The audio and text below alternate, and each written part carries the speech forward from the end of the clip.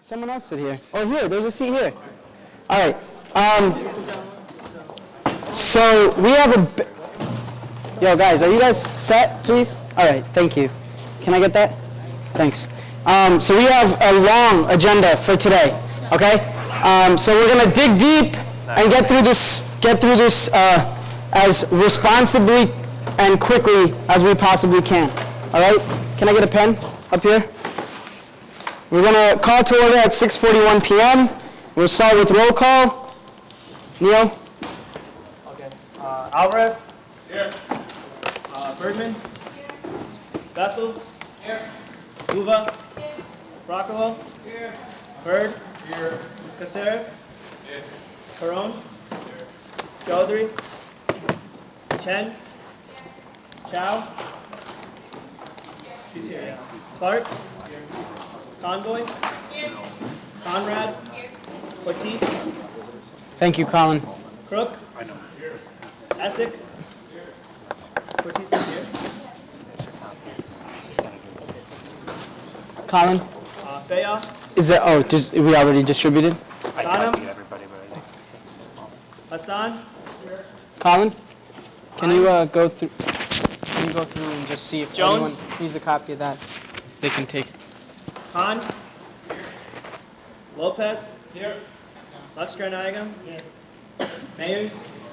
Who's the motioning senator? Montini? Sponsoring senator for the... Mungpat? Patel? Well, I don't mind bringing it. I just don't want to have to step up the chair. Price? Especially if it's... Grifton? That's fine. Romanen? Saha? Schaefer? Shu? Sinorai? Manfredi? Where's Manfredi? Come up to the table, please. Thatcher? Blake? Wright? You can present it. Matea Wright? Here. You're not going to be up there. I'll be up there to do this. Okay. Stay here for me. No, that's good. You're going to be presenting this? I think you're going to be the official sponsor. You're the official sponsor. The motion senator. I didn't know. Thanks. All right. Thanks, guys, for the roll call. Moving to public comment. Is there anybody who would like to be recognized for public comment? Seeing none, we move into minutes. Is there a motion to approve the minutes from October 9, 2013? Motion by Rifkin, seconded by Essick. Are there any questions or debate regarding the minutes? Seeing none, we move directly into a vote. All those in favor of ratifying the minutes from October 9, 2013, please signify by saying aye. Opposed, nay. Abstentions, thoroughly passes. Next, we move into a resolution concerning sexual assault and harassment at the University of Connecticut. Chairperson Manfredi.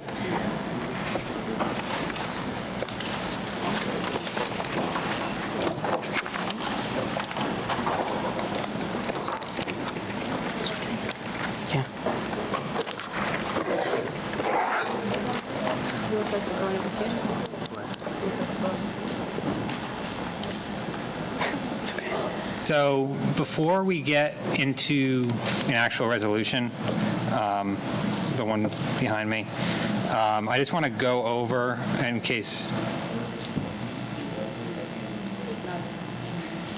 Can you hear me now? Louder. I think it's your voice. All right, sorry. So I just want to give everybody an overview in case you don't have it already on just kind of what went on the past couple days that initiated this legislation.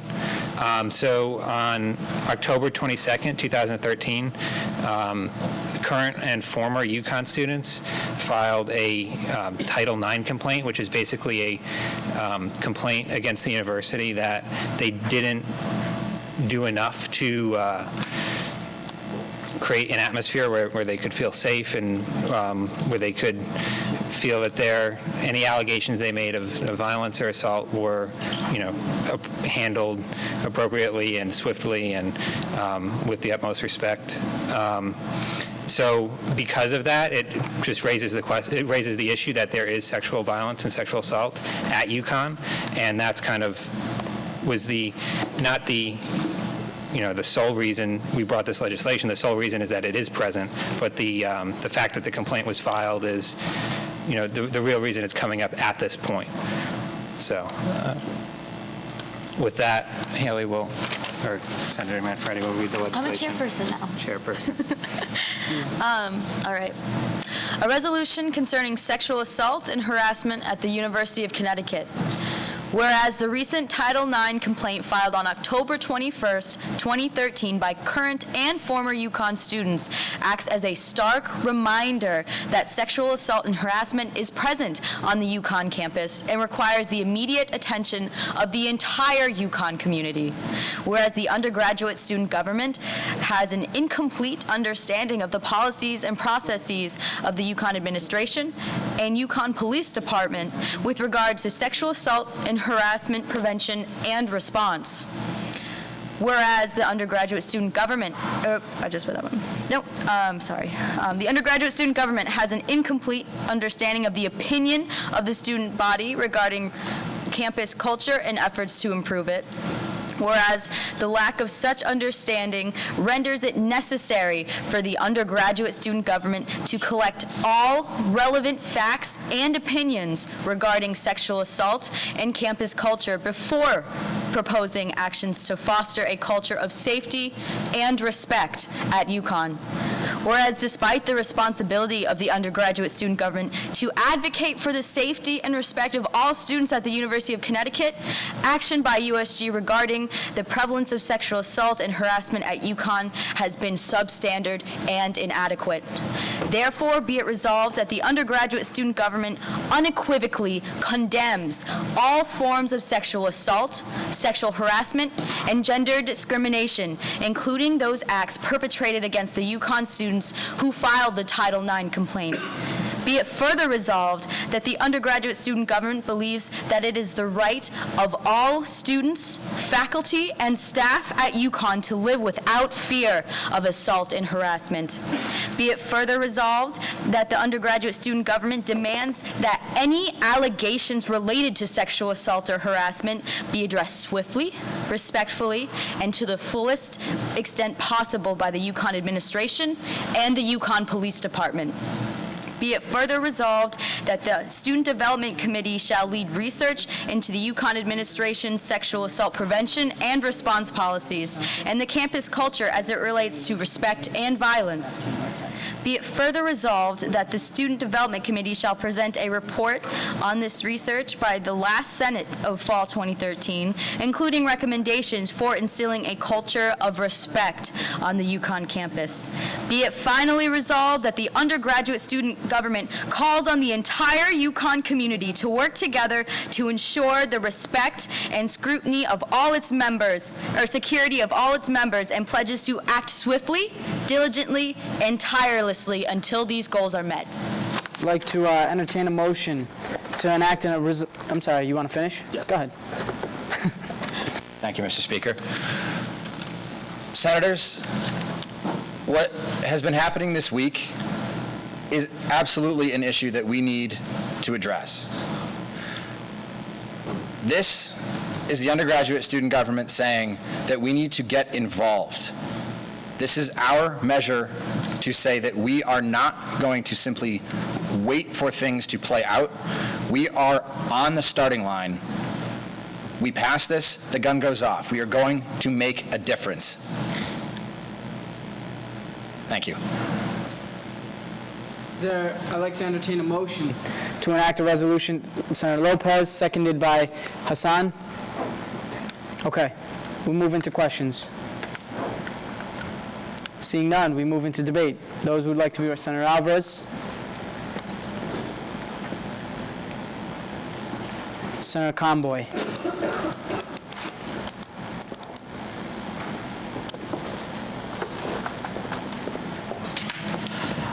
I have a lot of remarks regarding this, so I'm going to try to keep it short.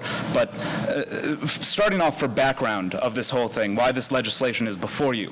I had initially written a piece of legislation trying to address the overall sexual harassment on this campus, the problems that we're facing and that Title IX has brought up. And Title IX, which this legislation fails to address what the actual issue with Title IX is being addressed right now, is that these girls aren't saying that sexual harassment is a problem on this campus. Everybody knows that it is.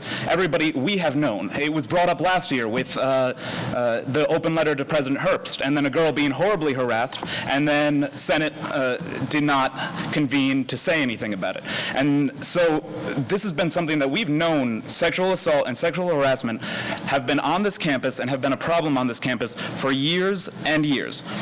And this legislation, to me, makes it sound like today we discovered sexual assault was a thing. And that is an enormous problem for me.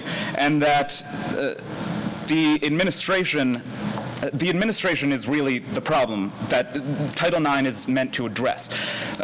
Because these girls aren't strictly saying sexual assault happens on this campus. They're saying it happens and nobody seems to be doing anything measurable to improve the campus culture. And we obviously commend President Herbst on forming a task force. We commend all of the people in University Senate, in all of those things that are working very, very hard on this. But at the same time, we need to ask ourselves, are they doing enough and are we doing enough? And we seem like we're satisfied with something like this legislation that does nothing to change the conversation, does nothing to tell us anything that we have not heard 1,400 times before. And so this idea that this is the starting point for us to say, hey, we're going to be involved with this, that should be a given. We should be saying, hey, we have a point of view on this. We are the voice of the student body and we have an opinion. And aspects of this legislation, whereas the undergraduate student government has an incomplete understanding of the opinion of the student body regarding campus culture and efforts to improve it. That is the entire purpose we exist, to understand that. We are elected by the people to represent their points of view on this. So the idea that we don't have an understanding of it, then what the hell are we doing here? If we don't get what the student body is all about, if we don't understand that, we are here to represent them. And this entire thing sounds like when you call a business to complain and they send you to voicemail where it says, your concerns are important to us and we're looking into this matter. It's the same old thing that we're telling the same old people about the same issue that has plagued this campus for years. And the idea that we are going to just let a piece of legislation like this be so toothless, be so cowardly in its efforts to challenge the administration, to say, if these things are proved to be true, if these allegations are true, then we condemn them outright. I think we should be saying that. We should be making that statement because the student body has an opinion on this and we represent that opinion. And if we are the voice of the student body, we should not be speaking in a whisper. Senator Conboy. Don't add anybody. I'd like to thank Senator Alvarez for your passion, and I definitely share your enthusiasm about this, like we talked about in committee, and I'm excited to work with you in committee about this and do this, but I have a couple of things I'd like to bring to everyone's attention, and first off, this is from a newspaper. I know we can argue about where the quotes are from or anything like that, but I'd just like to take this into consideration with all of you because we are representing constituents, and this was brought to the attention when interviewing constituents. Here are just a couple quotes that have come from newspaper articles about what the student body thinks is going on. Some people said, "We are proud of the girls for what they're doing. This is a huge step. If this doesn't change things, I don't know what will." There was also, "Luby likes to cause trouble. She's complained about these things a lot." Sorry, these quotes aren't word for word. These are just, one student said he hadn't heard of anyone getting kicked out or anything like that. Another student said they're doing the best they can, referring to the university. As I was reading through the newspaper articles, the main thing I was getting from our constituents is they want to know more. They don't know what's going on. I don't think we can accuse the administration of anything when our job is not to represent our own passions. And I respect passion, I respect fire, but I'd also like to rephrase the mission statement to you. The first part of our mission statement is to passionately defend the rights and interests of the undergraduate students. Check. Second part of our mission statement, to facilitate active partnership with faculty, staff, admin, and the trustees. So when we write this legislation, when we pass it, the thing to consider is this a partnership or is this us burning bridges? Which I agree, we need to make a stand and we have to do something, but if we destroy the bridges we have with the trustees, with the staff, with the faculty, in the future, will we be able to help this undergraduate student government when we're acting on something where we don't even have the facts on it yet? An investigation is undergoing, and I will work with Kevin and the committee, and we will come up with answers, and then we can take some bold action. But for now, we don't have the facts. So I'd just like you guys to consider that. Thank you. Thank you, Senator Conboy. Senator Bergman.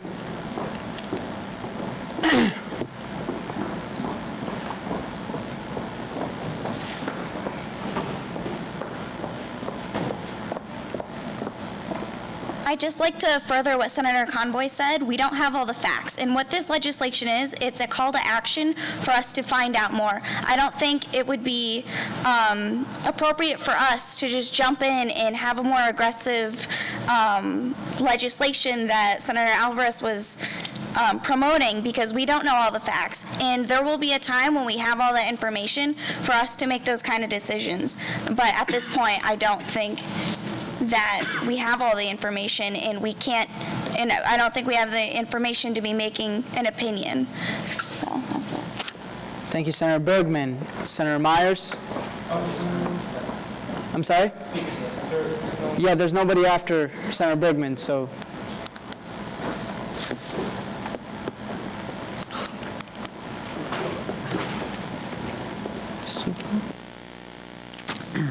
So in response to the previous statement made by Senator Bergman, I believe that most of this entire resolution is essentially a condemnation of sexual harassment, which is iterated in about half the clauses on here. And why even have a resolution if we can just release a public statement saying that we think this way, that USG does not stand for sexual harassment, and just have a condemnation included in a public statement rather than pass a resolution which is just a condemnation. And that's it. Senator Bergman, but understanding that this is one of our first Senates, I just want to clarify that any statement of position on behalf of the university undergraduate student government is passed as legislation, just to clarify. But yeah, go ahead, Senator Bergman. If anyone wants to speak who hasn't spoken, they can raise their placards now, because Senator Bergman has already spoken in debate. All right, just in response to that too, there is one of the be it resolved clauses that the Student Development Committee is going to be charged, which I'm on, is going to be charged with finding out this information and reporting back to you guys. So it's not just a statement that the undergraduate student government is against sexual harassment. It also has a method for us to get more involved and find out more information. Senator Bethel.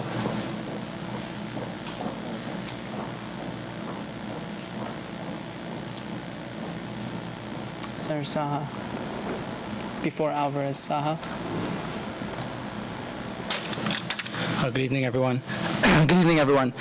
While I agree with Kevin in that this is a very serious issue that we need to take very seriously, I also think that this legislation is taking the right steps, and that it's taking a step.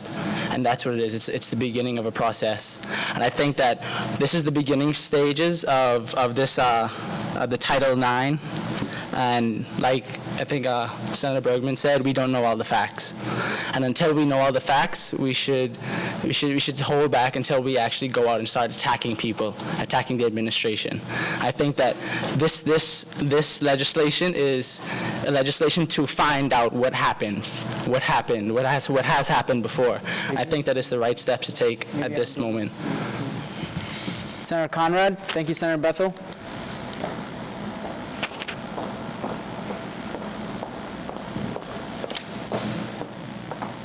We because the undergraduate student government should be aligning what we do tonight with what these girls have been able to do already. They have had the courage to come up and stand for something that they think is wrong, so we should be able to align ourselves with them and take just as much courage and make a more persuasive stance on this. We should not be holding back when we are looking at this tonight, because it's already blown out of proportion. It's not blown out of proportion. It's already a larger issue than we're stating it is. So we should be able to look at this objectively and know that we may not always know all the facts. With these cases that they are talking about, we're not going to know all the facts for all of them, and that's something that we're going to have to deal with. So we should already take a step beyond that and make a more aggressive move tonight. Thank you, Senator Conrad. Senator Lopez, you are out of order. You have to have the floor to call the previous question. Senator Rifkin. Senator Lopez to the speaker's list. Senator Rifkin yields. Senator Saha?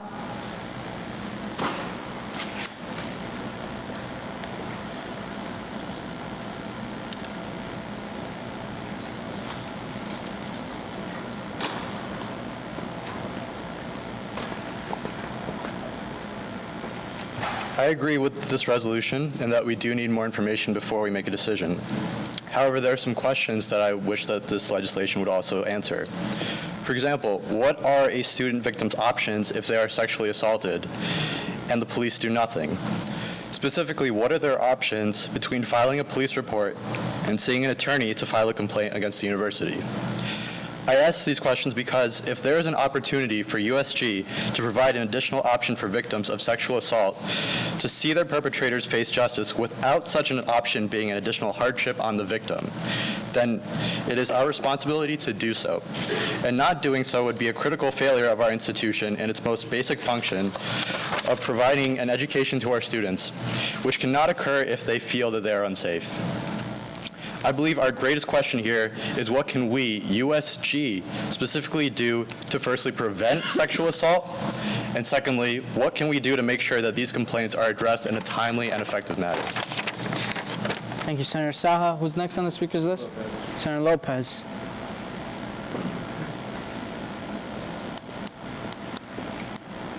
We are just, can you hear me?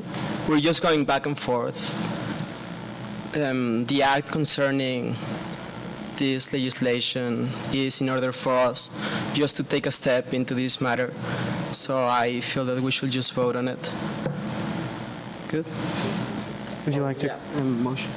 You call the previous question. Motion. Motion for the previous question, please. The previous question has been called. It's been seconded by Manfredi. We don't have questions or debate on the calling the question, so we move right into a vote. All those. Sure. So we're going to do a roll call vote. That's a privileged.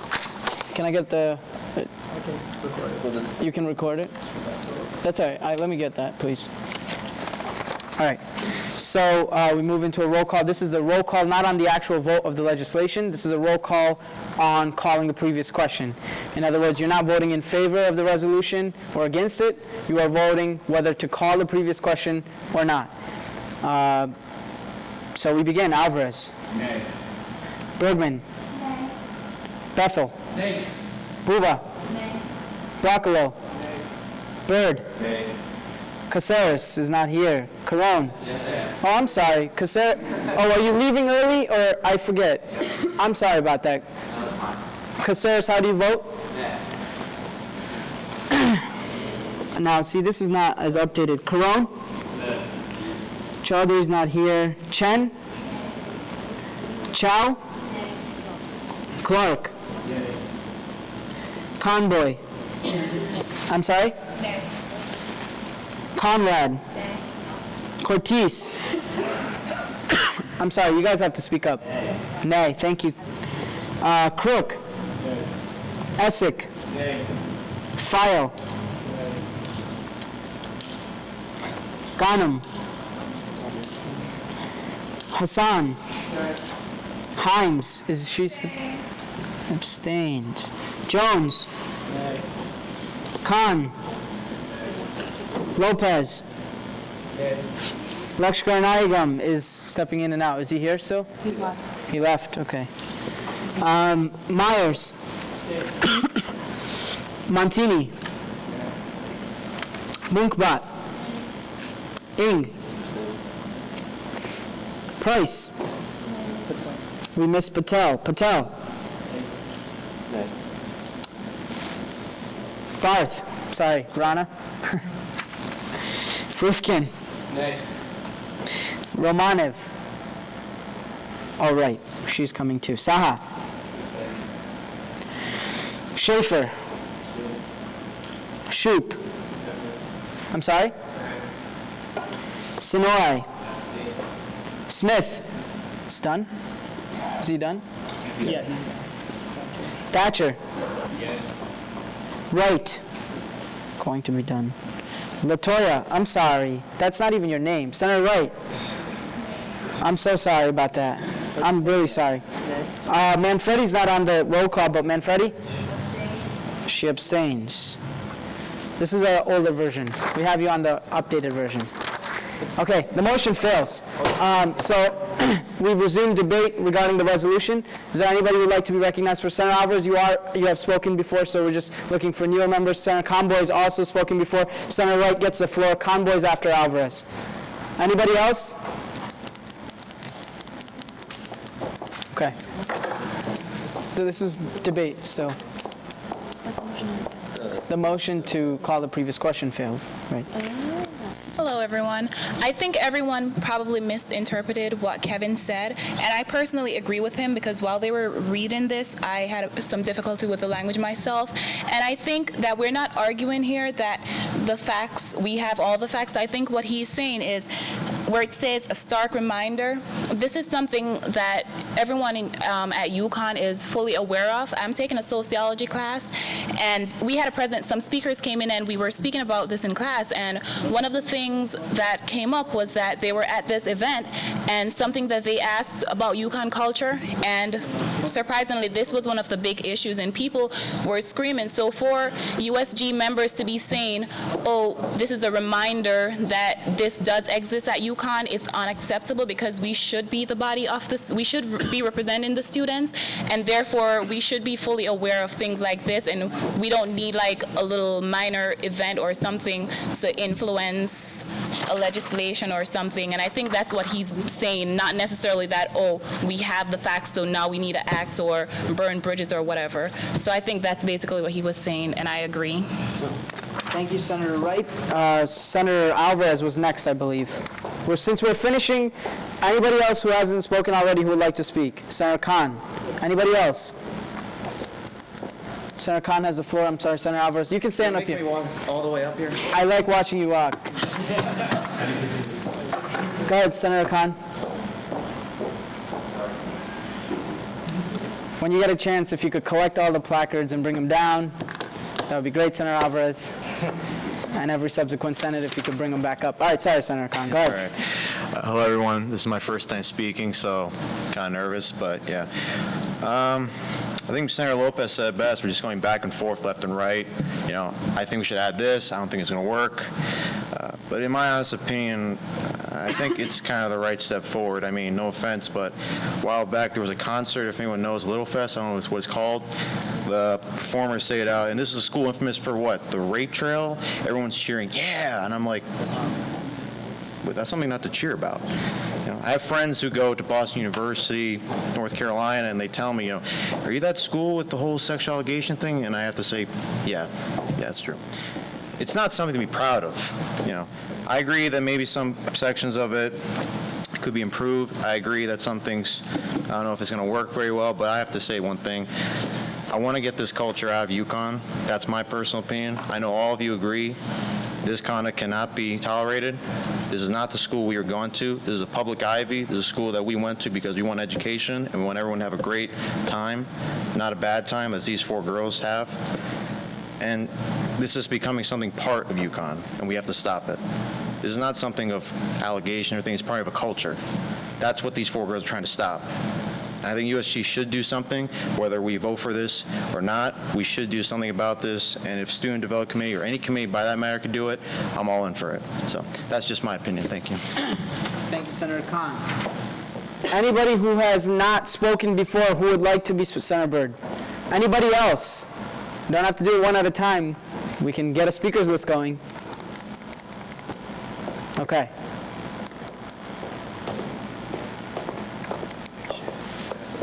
For those of you who don't think the legislation is strong enough, what do you want it to say? Do you want us to say that the administration has failed in its duties? We don't know. We don't know. This was a complaint that was filed against the school. They made an accusation. Now it's going to be investigated. We don't know if the administration failed. I went to the Board of Trustees meeting this morning, and the administration made it clear to me that they work every day to serve the students and to protect them. And President Herbst has made the task force, as Senator Alvarez has said. They're working hard to protect all of us. We don't know if there was any misconduct. We just don't know. So I think this piece of legislation, although it's not the final legislation we need, eventually once we know more things, we need to pass legislation that says we condemn the acts of the administration if that's what happens, if it turns out to be true, or we condemn the accusation against the school that ended up not being true. We don't know what's true and what's not. So this statement, for me, says that the Senate recognizes it's a problem. The Senate isn't going to sit back and do nothing. We have a committee that's going to research this. The Senate wants to do something. The undergraduate student body, government, wants to do something for the student body. We're not going to sit back and do nothing, but we can't go around making accusations against things we don't know. So please, vote yes on this legislation, unamended, and once we know more, let's pass legislation that condemns the acts of whoever's at fault here, okay? Thank you. Thank you, Senator Byrd. Anybody else who has not spoken before? Senator Alvarez, and I'm sorry about that. Not going to cut me off when I'm already up. Maybe. I don't know.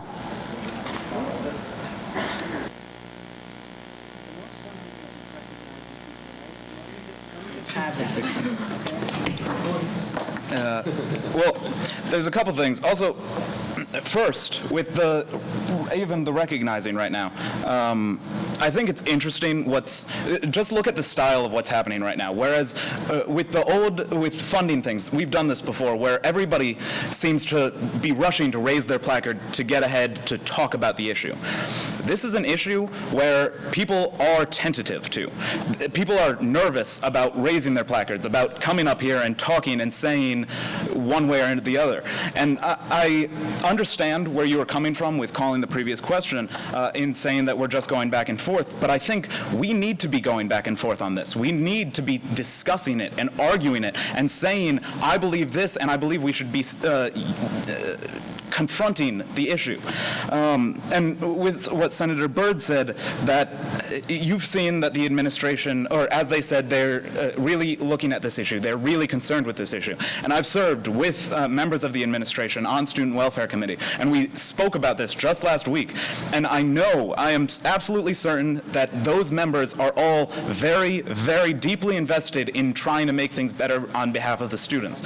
I don't want to be making any allegations that are untrue. I don't want to say the administration has failed. I want to say if they have, which these girls are attesting to, then we will not stand for it and we never will. And the idea that we're making allegations, that's not what I think we should be doing. I think we should just be saying we do have an opinion on this issue and this isn't something new for us. In this legislation, we don't we don't address anything, including the fact that we have a rape trail on this campus, the fact that there is a student culture around this as well. We don't address that the administration, or students can read that the administration has readmitted students who have been arrested on violent crimes or found guilty of crimes because they are members of the basketball team or sports teams. And there is a perception around this school that the administration is not doing enough. And at the very least, we need to be saying that there is that perception and we need to address it if it's true or untrue. And so I'm not talking about calling anybody out or jumping to conclusions or anything like that. And I agree that we need to have a reasonable, measured response, but we should have a response. This is not a response. This doesn't say anything that anybody has not heard before. The only thing that this does, and the most beneficial aspect of this, is directing Student Development Committee in its actions, which I agree with, and I'm sure Chairperson Manfredi will do a phenomenal job with. But we need to be doing more, and we need to say more. To say that we don't have all the facts. Well, we have the facts that a girl had to spend 2 years on this campus with a person who raped her and was not told that he was back on campus, something that the president of this university confirmed today and said that that should have happened and it's now been corrected. Well, how has it been corrected? How is that an okay thing that we are going to say we don't have all the facts about, when the girl is saying it, when the president of the university just confirmed that it is the case? So we have the facts that there is a severe sexual assault problem on this campus, and that, yes, there is a sexual assault and harassment problem throughout this country, throughout the world, but there is aspects to this campus that we can change, and we should be saying we believe that this, and this can all be changed, and we shouldn't just be saying we disagree with sexual assault, because I think that goes pretty much without saying. And it's just terribly frustrating to read the sentence that we don't understand the opinion of the student body. What more do we need to understand it? Yes, it's a contentious issue. It's an issue that people are nervous to speak up about. But I would think that the student body unequivocally disagrees with any wrongdoing on the part of the administration or any policies that do not appropriately address the issue. And so I believe with this legislation, we have to pass it now. Now that it's in front of us, we have to pass this, because what kind of message does it send if we vote no on it? Because then we can't even get our eggs in a basket enough to say we disagree with sexual harassment. I disagree with this legislation because it does not do enough. But I do not advocate that people vote against it, because it is, I think, a weak piece of legislation, but it's not something that we can say we disagree with. It's like vanilla ice cream, really. It's not, there's no substance to it, no little pieces of peanut. Alvarez, I hate to have some speaker activism here, but it is plain, and it is something that everybody, it should go without saying, and the fact that this is brought up in the manner that it is, as a response to actual legislation taking a stance on it, which was given 10 minutes amongst 10 people to discuss in exec, that this is the response that we're going to have, baby steps, I think it's nonsense, and it is ridiculous that we are still at a stage where we still have to say we don't know what's going on, because we damn well do know what's going on this campus. Thank you, Senator Alvarez. Senator Conboy? Point of order. Yeah. Let us make sure that we maintain decorum and not use inappropriate language. I apologize. Yeah. Senator Rifkin, you'll be added to the end. You've spoken before in this debate. You have not been spoken. She already was recognized by the speaker before Senator Rifkin was recognized, but put him next. Put him next, as after Senator Conboy. Thanks. I'd just like to clarify a few things, because there are two arguments going down. Or not arguments, but debate, which I agree needs to happen with Senator Alvarez. I don't think we can end this. I think two very good points are going on right here. And the main question is, how do we say this in this legislation? Is this legislation getting by what we need to say tonight? I'd like to say a few things. It is not okay for a girl to get raped on a college campus. It is not okay for the campus administration to not follow procedures properly. It is not okay for a girl to walk around campus with somebody who raped her and not be aware. And also the question is that even okay for someone to be allowed? But that is not our job. That is under federal investigation right now. Sorry, I have a lot of notes and they're scattered. But it's not okay for that to happen. It's also not okay for us to speak on behalf of the student body when after doing my own research in papers and interviews and talking to people around campus, our constituents who we represent, who we vote for, they do not have a definite answer. I think if you talk to people who are passionate about this, they are gung-ho, and I have definitely heard rumors. And I'm born in Connecticut. My brother went to UConn, and I've known the history of the rape trail. And I think something needs to be done. And I think eventually we do, depending on what the federal investigation comes out, we do need to take a stance. This step is saying we are going to take a stance. We are going to figure out what's going on. And you know what? If we come up with something before the last week, maybe we can come out with a piece of legislation sooner. But another thing to consider is that second part of the mission statement. We're here to facilitate active partnership with faculty. Kevin has been working with administration. There are different people going to Board of Trustees meetings. We are working with administration. And that does not mean that we are simply sitting there quiet in the corner listening to them say, well, we didn't do anything wrong. These students are making accusations. As senators and representatives of our constituents, we are sitting there and we are speaking forth. And if we see anything wrong, we will take action. And that is what this is, not this, but the legislation is saying. And that's how you have to read it. We are saying that we are not okay with rape. We are not in any way just sitting back. This is saying that if there is something wrong, we're going to take action. We're going to look into it and we're going to research it, but we are not going to say something that could put us in a bad position with administration because, as President Herbst said earlier, that these allegations, she has claimed that these allegations are untrue and that everything has been followed properly. If we burn bridges with our Board of Trustees, if we burn bridges, how will we help students in the future?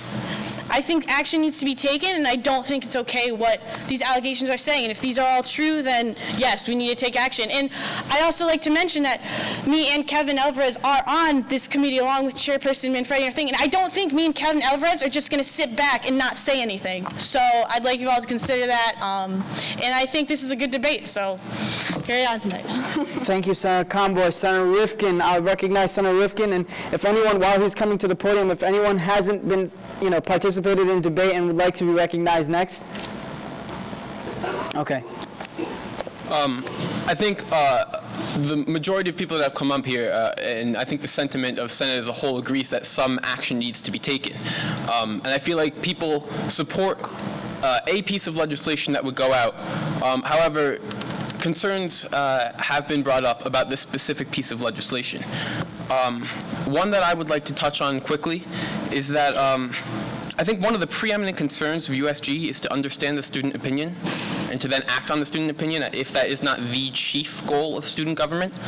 So it worries me that there's language in here that says outright that we have an incomplete understanding of the student body. That's the one that stood out most to me. There are other concerns that have been raised, but I'd like to emphasize that legislation can be amended.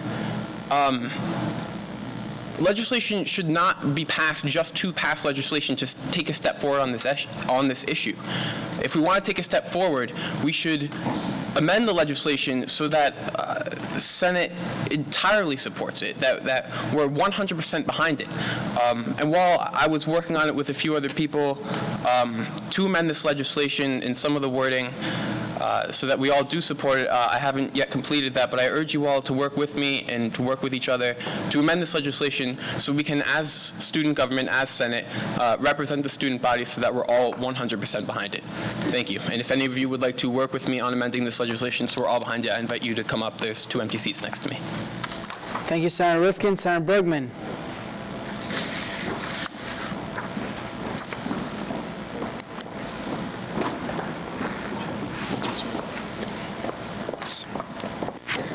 I just briefly wanted to address what Senator Rifkin was just saying about amending the legislation and how that it says that we, as the student body government, don't know what the student body wants.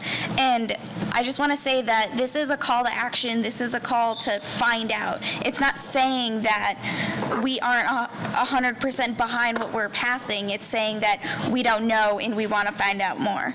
And I wanted to address some more of the things that Kevin was saying earlier. And although the Title IX complaint is what spurred this legislation, I don't think it should be considered when we deliberate passing it. This is for these cases in general. This is going to We're going to find out what's going on and resolve how the student body wants us to handle that. It's not the issue here. So if we want to say, like, I remember Kevin said that the student government is not going to support, that guy's readmittance into UConn after he had sexually assaulted someone. There's going to be a time for that, but I don't think it's this legislation. So, and another point is that culture takes time to change. There is a rape culture at UConn, and we're making steps to change it, and it can't happen overnight. So this is the first step, and that's it. Thank you, Senator Bergman. Senator Bethel, I'm sorry, excuse me. Senator Essick hasn't spoken yet. And Senator Byrd, you're on there, I'm sorry.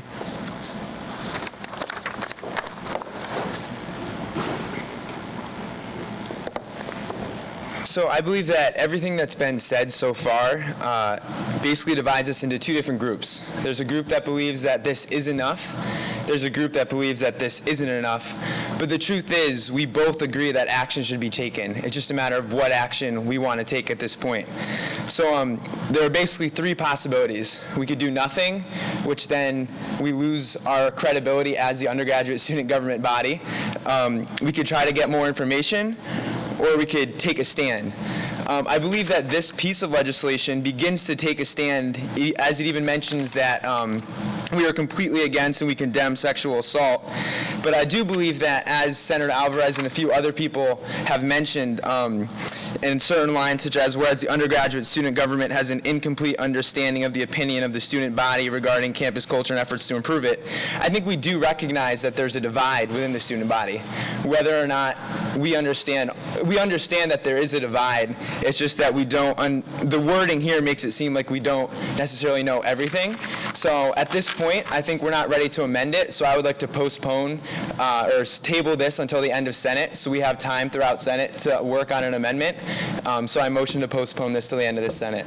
So motion to lay table has been proposed. Senator Alvarez seconds it. We move into questions. Senator Essick, you would be answering the questions regarding this motion. So questions would range on anything as to why you feel that you should well, that's more a debate. But just stand here to answer any questions. Are there any questions regarding the motion to lay table? Seeing none, we move into debate. Senator Essick, thank you for answering all of those questions. Anybody who would like to be recognized for debate? Now, the debate must be pertinent to the motion at hand, which is to table this discussion to the end of Senate. Seeing none, we move into a vote regarding the motion. The motion, again, is to lay table until the end of Senate. All those in favor of tabling, please signify by saying aye. Aye. Opposed, nay. Nay. Well, should we standing vote, division, standing vote. All those in favor, please rise. Okay. All those opposed, please sit. I mean, you're already sitting. All those opposed, please rise. Okay. All those abstaining. And myself, right? Okay. The motion passes. The item has been tabled to the end of Senate. We move into reports of the executive. President Corshain. What do you mean? Should we go after? Yeah, I go. Really? Really? Whoops. Thank you, everyone, for the thorough debate. It's good to see that everyone is comfortable enough to share their opinions on this. I think that's important. First, I have an external appointment to make, just so that everybody is aware of this. This appointment is to the Building and Grounds Committee. That is, it is chartered by the President's office and deals with deciding what priorities are on campus where new buildings will be built and renovations to old buildings will occur. We've never had a student representative on this committee before. This is not a standard University Senate committee. Nobody was required to give us this seat. So this is important for our organization to now have a representative in the room when important decisions are being made relating to what is built and when it's built. Because as I'm sure you know, something like dormitories needs to be a priority here. And now we have a student voice saying this will happen in a timely fashion. I'd like to appoint Speaker Shiv Gandhi to that committee. I accept, yeah. Mr. Speaker? Yeah. Does the nominee accept his nomination? I do. Are there any questions for the nominee? Seeing none, all those in favor for Shiv? We've got a debate. Okay, is there any debate regarding the nomination? Seeing none, all those in favor of the nomination? Please signify by saying aye. Aye. Nay. Are those opposed? Abstentions? And it passes. Sorry, that was really exciting.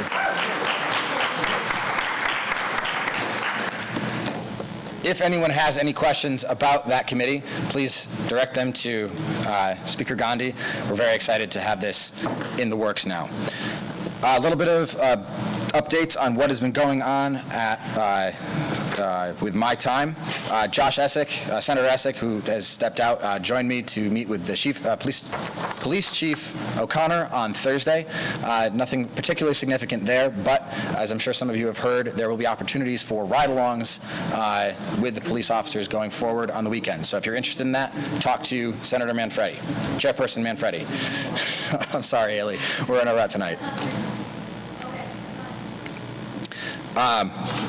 Next, the charter for the Recreation Center is in development right now. So far, the administration has not brought up any concerns regarding that charter, which is great because that means that we won't have to negotiate for too long on that. More updates when we have a full document.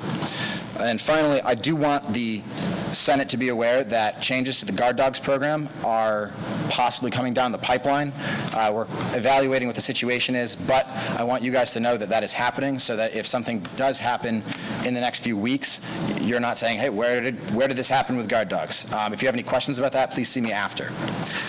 My last point is that on Monday, Next Generation Connecticut was officially signed by the governor in ITE right across the way. That means that we are now off to the races. This university is changing now. For those of you who don't know what Next Generation Connecticut is, it is a $1.7 billion capital grant over the next 10 years to UConn. When we come back in 10 years, UConn will not look like it does right now. Campus as you know it today will be gone. It will look completely different. My mother is an alum, and she always tells me that the campus has transformed. It will be the same for us. As an organization, we're faced with a choice. We can either be on the cutting edge of those changes, or we can be safely behind it.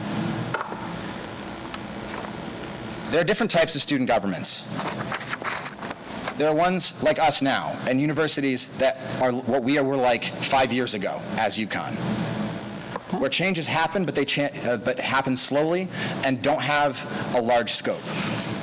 We need to grow as an organization as much as the university is growing as an institution. This organization needs to be highly professional, highly responsible, and highly effective in what it does. We need to be at the front line of issues, but not be stepping out ahead of ourselves so that we can get things done. I understand that what I'm asking you right now is a lot. It's going to take a lot of time, a lot of our energy, and I have complete faith that all of you will be able to do this. And I have every confidence that we will start this today. That is what the legislation that we just were debating is about. It is being on the front line. And what I will say is that this organization will also start today. I will be asking for letters of intent for a chairperson of an ad hoc committee that will look at USG and say, is our organization open and accepting to everyone?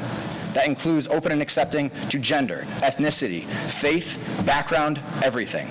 We need to evaluate ourselves to make sure that we are inclusive and welcoming to everyone on this campus for our membership, especially if we are going to be critical of whether or not other areas of the university are adequate in their protection of everyone. That will start today. Over the next few weeks, my charge to you is to go out and talk to as many students as possible. Read the Daily Campus every day and figure out what it is that students on this campus need. We can't do it individually, but together, if we put our minds together, we can find new areas for USG to grow. My charge to you is to have 5 proposals in my office on ways that USG can grow by the time that we leave for Thanksgiving, so that next semester, when we come back in January, we are working on new projects, things that have never been done before by student government at UConn. When we come back to this university in 10 years, we can either have helped build it or not. The way we act today, the way we act tomorrow, and the rest of this year will determine whether we built it or we didn't. We need to act responsibly. We need to act effectively, and we need to start this now. Let's come back in 10 years and say that we built the university, this organization, and that we're proud to be Huskies. Are there any questions? Questions for the President? Thank you, President Courchain. Next, we move into report of the Vice President, Vice President Guggens.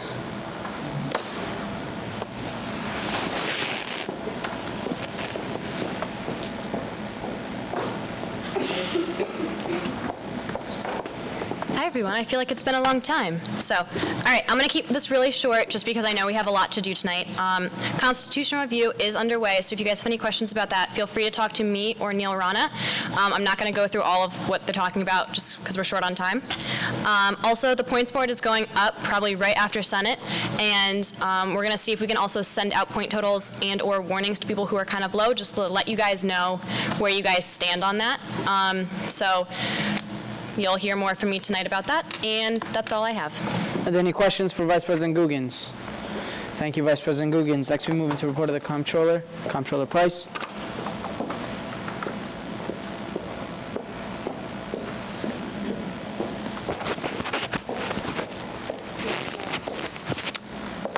When did you send it? Didn't we open it now? Oh, did he? Yeah. Oh, he did? Yeah.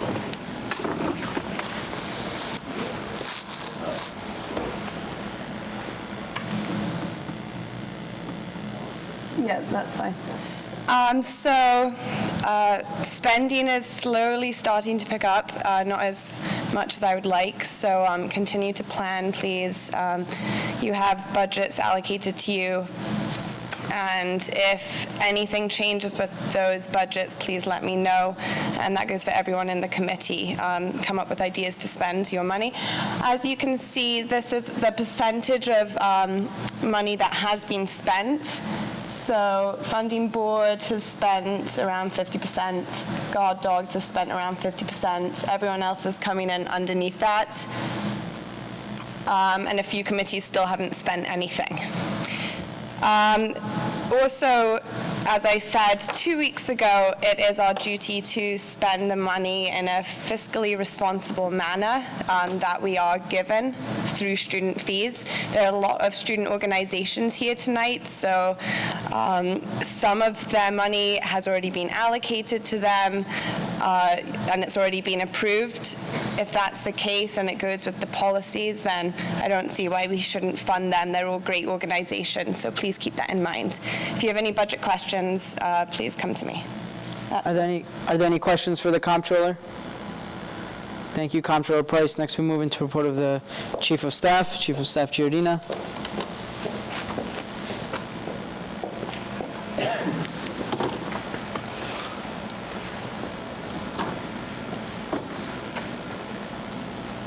So I'll be quick tonight. I just have one thing.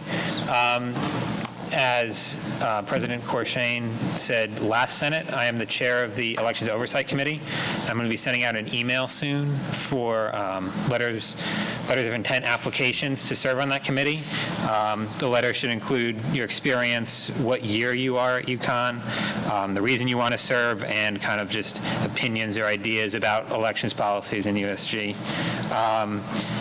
One caveat to that is you can't serve on the committee if you're expecting to be involved in any way in any campaign in any shape or form at all, ever, coming up for the spring.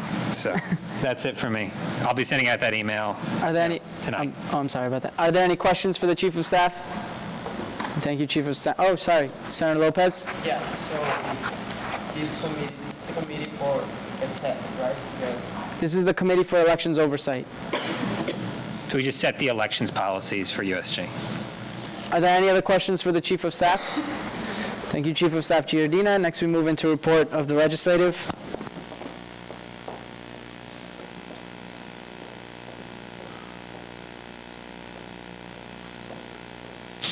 Let me start out by saying that I'm sorry for this abysmal tie. It'll get better. We'll hang in there. Let's talk about what I've been spending my time on. Yesterday, I'll just start with something that all of exec participated in was a meeting with the Graduate Student Senate, I believe is what GSS stands for, which is kind of like the USG of grad students. One of the things that I was tasked with, thanks guys, about during that meeting was establishing or hashing out a joint committee with GSS, and they're a great organization, tremendous people. One of the components of that joint committee will be your membership on it. We can talk in more detail about the kinds of things that you will be responsible for as a member of that committee, but we will not talk about those things at this time. If you're interested in something like that or learning more about that, email me. The other thing was I was just nominated and subsequently approved by you guys a couple minutes ago for the Buildings and Grounds Committee. I went to my first meeting of that committee on Monday. That was a public meeting, so anybody could attend. I didn't need to be a part of that committee. Actually, you guys all could have gone. And some of the things that they talked about were certain sites for STEM buildings that are coming with the new funding allocations from Next Generation Connecticut. I'll probably have a lot more to update you guys about that in the coming months. And certainly through next semester. But I don't have my notes on that with me right now. But we did talk about certain things like residence halls coming to this university as early as 2016 and different things like that. So we will be discussing the Next Generation Connecticut allocation of funding and things like that. Before we talk about attendance, I also want to talk about caucus next week. Caucus next week will be on these issues that we are discussing with the resolution. They will be on the issues concerning the Title IX complaints and things like that.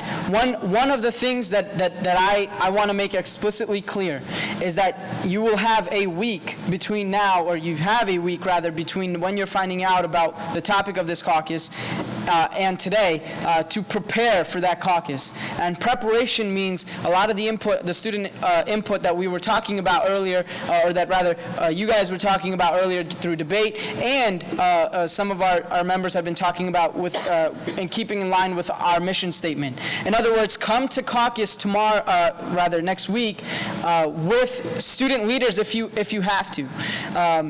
Certainly after having met student leaders, after having met directors of cultural centers, after having met the community that you serve. That is a requirement for next week's caucus. There will be, I'm still trying to figure out how I can adequately assess, whether it be mandating that senators need to physically bring somebody with them or bring some sort of testimonial or whatever. But in the next week, I want you all, each and every single one of you, to talk to, either have a floor meeting, go and talk to the director of your cultural centers, go and talk to the Tier 2 organizations, talk to everybody that you possibly can. That is your responsibility. That is my charge to you. That is something that has to happen for next week. Briefly, I want to talk about a couple of options that we have, keeping in line with that idea and that spirit for caucus. It is possible that over the coming weeks, we can garner student opinion on these kinds of issues from venues and processes such as tabling, holding town hall meetings, and other things like that. Those are very real possibilities for us. Those are very real responses for the undergraduate student government to undertake. And I'll go so far as to say that some of those things and some of those elements are your responsibilities. Okay, go to your RHA or your Res Life or representatives and area councils, area councils, but you can also talk to your RAs. You can talk to the people that are on your floors. You can talk to the people that you live with. Well, you're supposed to be going to your area councils, but that's another issue. So it's possible that you can take this kind of action. You can garner this student opinion in the coming weeks. As a matter of fact, I expect that to happen. Subsequent things that we can discuss and we will discuss at caucus are things like a statement of position, are things like potentially calling a special session of the Undergraduate Student Government Senate, which is this, to ratify such a statement if we feel the need to do it quickly. Those are the kinds of things that I want you guys to be thinking about when we talk about next caucus and any other, the discussion at large. So just remember those things as you prepare for caucus next week and go through the rest of the Senate today. And the last thing that I wanted to do was talk about attendance. If I can get the Sergeant at Arms to help me with that. We've been tracking Senate attendance and caucus attendance. Pursuant to Article 14, the Senate has, and the Speaker has the right to remove senators from office when they have not been showing up. And we have some people who haven't been showing up. This is an issue because, first of all, we need a certain amount of senators, a certain percentage of senators to be present to conduct the business of the Senate. It's also a problem because you were elected to a position for a reason. And so, Colin, can you put it up? Somewhere there. Okay. So, pursuant to Article 14, Section 5 is the Senate or the Speaker? It's the Speaker, but the Senate is subsidiary. You can do it. Okay. Pursuant to Article 14, Section 5, I recommend and remove these senators from the roster. Senator Chaudhary, Senator Novak, Senator Wright. The attendance is in red is when they haven't been here. When they have a Y next to them, that means that they were in attendance. This stretches back to the 28th of August. Just for reference, today is October 23rd. And where it says removed. So we don't do this very, I guess, well, not often, but like on impulse. We don't do it whimsically. We reach out to senators. We talk to them about their attendance issues. We talk to them about why they've missed certain senates. And in the case of the removed senator, because he had never come at all, we just decided to remove him right there on the spot. And this serves as a senatorial reminder, or notification rather. We can vote on Chaudhary and Wright. Novak has been removed. If anybody objects to the Novak removal, we can vote on that as well. So, yeah. Every single one of them. Every senator was contacted and told that they had missed they had absences, multiple, since the start of the year. And every senator was given the opportunity that should they be present at the next Senate, they would have an opportunity to make sure that they could fight that case. As you guys know, they aren't here today either. They were notified by email in accordance with our standing rules and so forth. Yeah. When you did reach out to them, did any of the senators say anything about actions that they're going to try to come forward in the future? I don't think we got There a was single no response from anyone. from any of them. Any of them.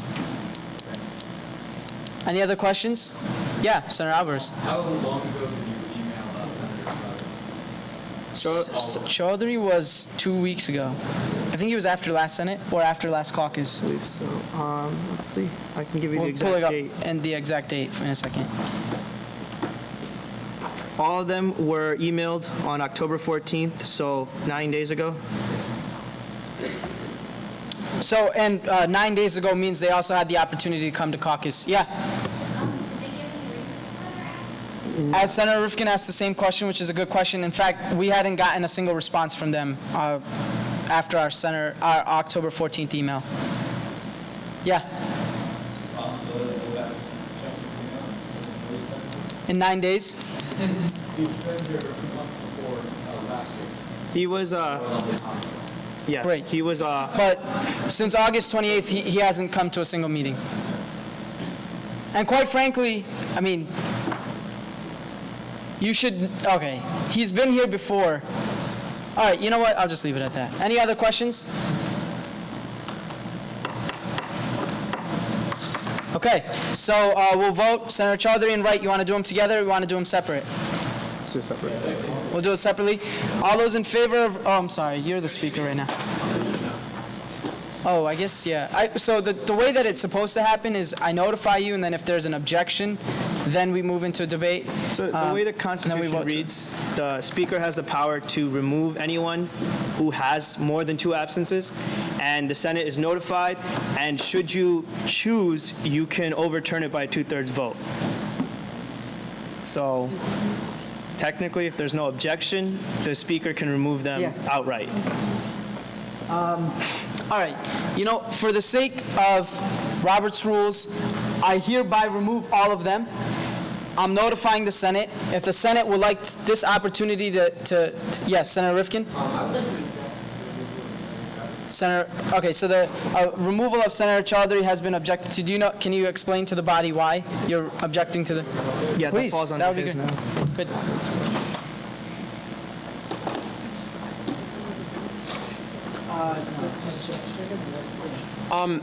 Well, I think it's extremely important to come to Senate and to come to caucus, and you know, if you're a senator, to really be a crucial part of USG. I'd like to point out that Senator Chaudhary, I know him personally, a lot of you are very new, and he was very involved in student government last year. He came to pretty much everything he could. I'm hesitant to remove anybody that really wants to be a part of USG. So just for Senator Chaudhary, I can't speak on behalf of the other 2. I think it's important before we remove him to actually talk to him face to face, see what the problem is in his attendance, and see if he would like to take steps, and if there's anything that can be done so that he will show up more in the future. I think that face-to-face contact is crucial before we remove any senators, Senator Chaudhary especially, just because email isn't always as good of a form of communication. If we do talk to him, and if he's really not able to show up, I think removing him would be appropriate next Senate after that face-to-face personal contact is established. Thank you. Are there any questions regarding the rejection? It's a whole new motion, technically.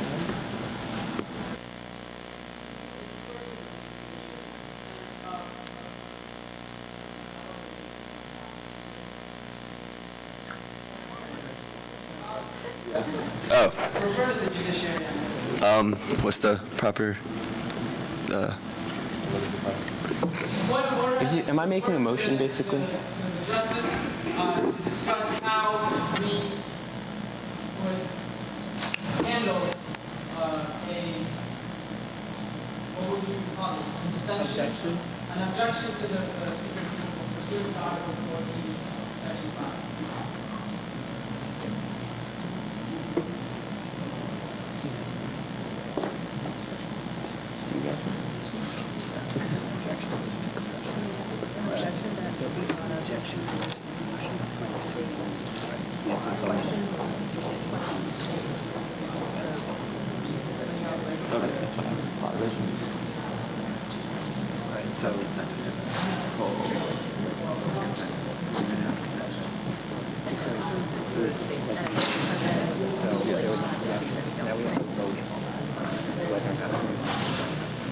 Oh, from majority. Remove him from being removed from. No. The majority removes consent. Right, because should basically ask unanimous consent. Except that it's actually the short. So the objection means that unanimous consent. That's supposed to be a full consent. Okay. Turns out.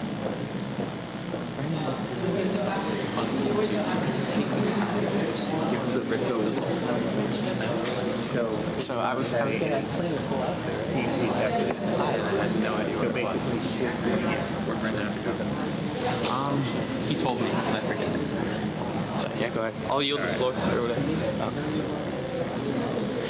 Excuse me? Thank you. We believe that in accordance with standard Senate procedure and Robert's rules, that we should proceed with questions for the dissenter, followed by debate, and finally a vote. Thank you. Sure. Does anybody have any questions for me? Colin's job. Oh, sorry. Any questions for Senator Rifkin? You recognize. What was that? Sure, I'll yield the floor. Point of order. All questions should be referred to the speaker, and then the speaker, not the speaker, the chair, and the chair will refer to a different person and will allow the person being questioned to yield to a different person. Okay. Senator Fayal.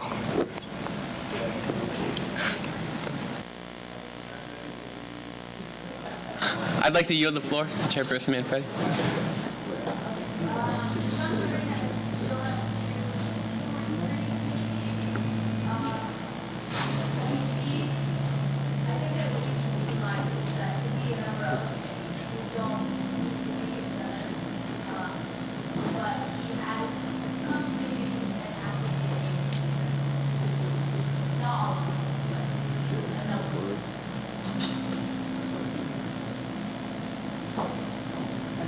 Are there any other questions? Are there any other questions? Senator Clark.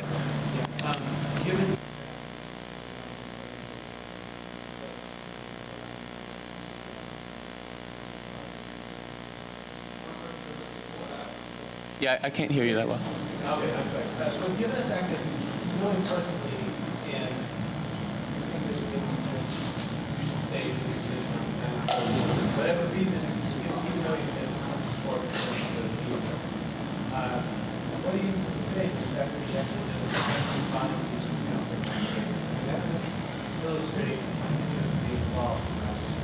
Sure, and I think that's entirely the point of my objection as a whole. I think that personal contact with him and actually talking to him face to face, getting that discussion with him so he can explain personally is exactly why we should at least wait before we remove him. Does that answer your question? Okay, thank you. Senator Saha. Could you speak up, please? I'm sorry.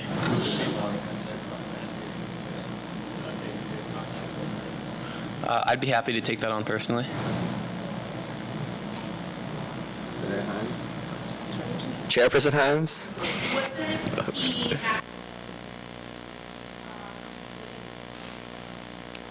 I believe, and I'd be happy to yield the floor, but I believe he was asked through an email, which he didn't respond to. Yeah.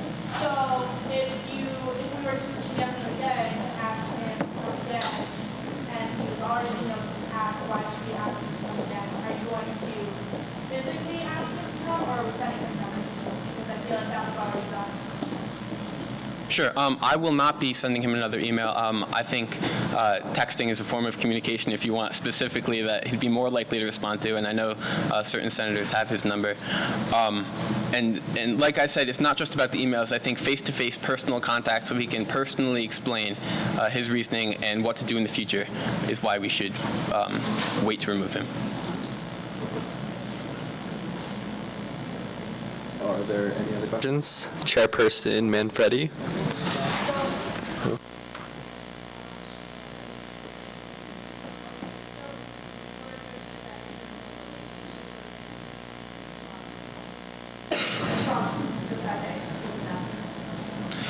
Let me clarify.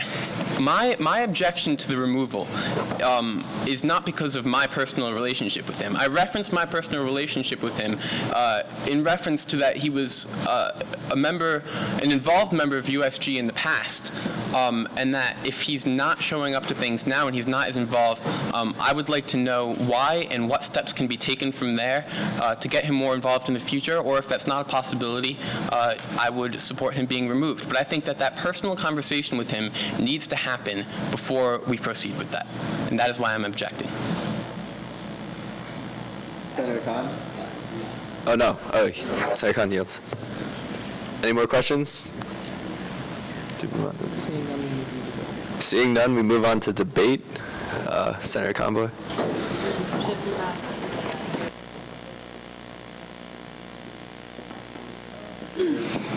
As stated, the policy is that they are sent an email. He was sent an email 9 days ago.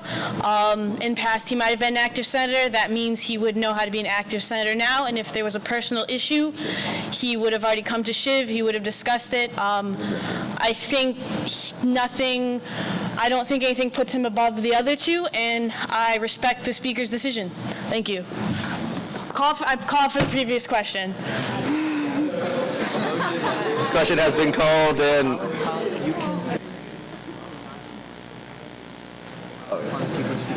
I'm going to deny that motion and have Speaker Gandhi come up. Will Senator Gandhi? Other people on the list.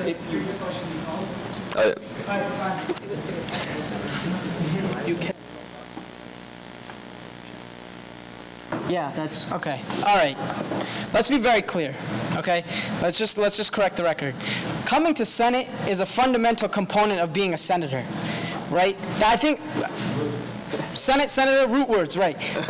Let's talk, if you want to talk about committee participation, I am all in favor of committee participation. In fact, the brunt of policy work is done in committees. I respect that. But you don't need to be a senator to serve on a committee. As a matter of fact, we have many members of this organization that aren't part of Senate, but that do serve on a committee, and in fact are some of our most dedicated members in our committees. So the notion that somebody shouldn't or should be removed from Senate on the basis of their committee attendance alone is irresponsible. That's number one. Number two, if you see the figure that was presented by the Sergeant at Arms and the Speaker, which is me, there are 5 Senates listed, all in the year of 2013. 4 of those he wasn't in attendance for. That's 80%. Okay? How many weeks are we into the semester? How many months are we into the semester? 2? 2.5? Right? August 28th to October 23rd. We're not even 2 full months in, and 4 out of 5 have been absent. I respect Senator Chaudhary and his tenure and his service in the past and of the past. But this is a new year, this is a new term, and there were people who wanted to join this body who didn't win their election and who couldn't serve because they didn't win an election. And for our senators and for our voting members to be absent 80% of the time is even more responsible than point number 1. Point number 3. I believe that I am fairly lax when it comes to arriving at Senate late, leaving early for issues. A lot of times I say that something might be an unexcused absence, but how many times, how many people in this body have come up late, have come to Senate late, any Senate late, while I was chairing and presiding over this body? How many have come late? How many have left early? And all of you are still sitting in your seats fine today. The issue isn't whether we allow run a lax Senate in terms of attendance. The issue is whether 80% absence is acceptable by this body and acceptable to the people that you're elected to serve. And that's the issue at play here today. Yes. Senator Lopez. Were you ever a senator?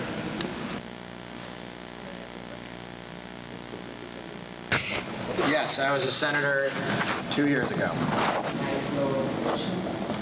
Yes, you may. How many senates did you held within?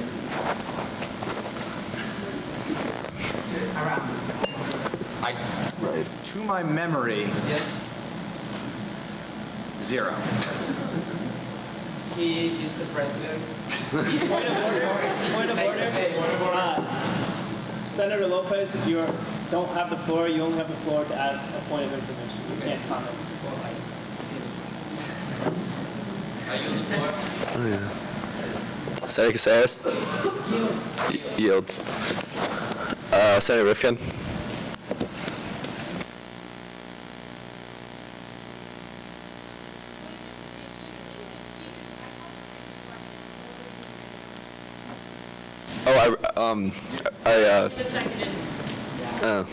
No, but To recognize him. I believe he didn't recognize the motion. Actively did not he recognize shot it down. But I don't think he did that on purpose. I think it was an accident. I'm sorry. But we can just continue with the speakers list because that's the point of order. If we can just continue with the speakers list. So that would mean that Senator Rifkin would act for Mr. Chair. Yes, Senator Rifkin. Just to clarify where I'm coming from, because I don't think I did a good enough job explaining originally, I think that as a senator, showing up to Senate and showing up to caucus is absolutely crucial to our job here. And I support taking every measure to get every senator to come, to be involved, and to actively want to come. However, the reason I raised my objection is because I'm hesitant to just cut someone off, someone that was elected by the student body, somebody that wants to be a part of this organization, and someone that in the past has demonstrated a record of doing great work for this organization. And all that I'm saying is that once we establish the personal face-to-face contact with him and discuss it, and if his attendance does not continue, I would absolutely recommend removing him from Senate because I appreciate the importance of showing up to Senate and caucus. I would just want to have a talk with him first, just in case he hasn't checked his email, just to know what's up exactly specifically with him. Thank you.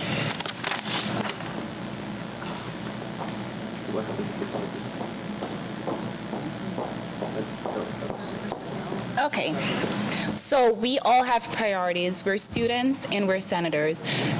When we get elected, someone didn't just write your name on the thing. You already knew what your requirements or obligations were, and I'm sure everyone in this room has somewhere else that they could be tonight. And me personally, I have exams or whatnot, and if you keep prioritizing and you can't show up here, I don't see the need for us to table this to go on to another Senate. So I want to call the previous question.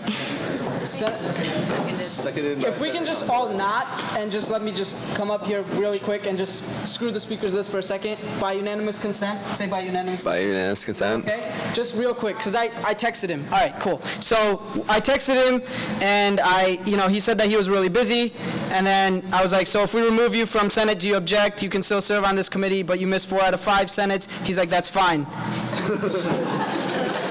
And then I said, we emailed you on 10/14, and he's like, yeah, I know, but that's fine, bro. But listen, hold on. While I have the floor, Mr. Speaker, or Mr. Chairperson, I just want to say that this isn't an assault on his service, and he's a good friend. I have his number, he's a good friend of mine, but there's something to be said about coming to Senate if you're a senator, and that's all I was trying to make, all right? That's the only point that I was trying to make. So, does that clarify? Do we need any more debate on this?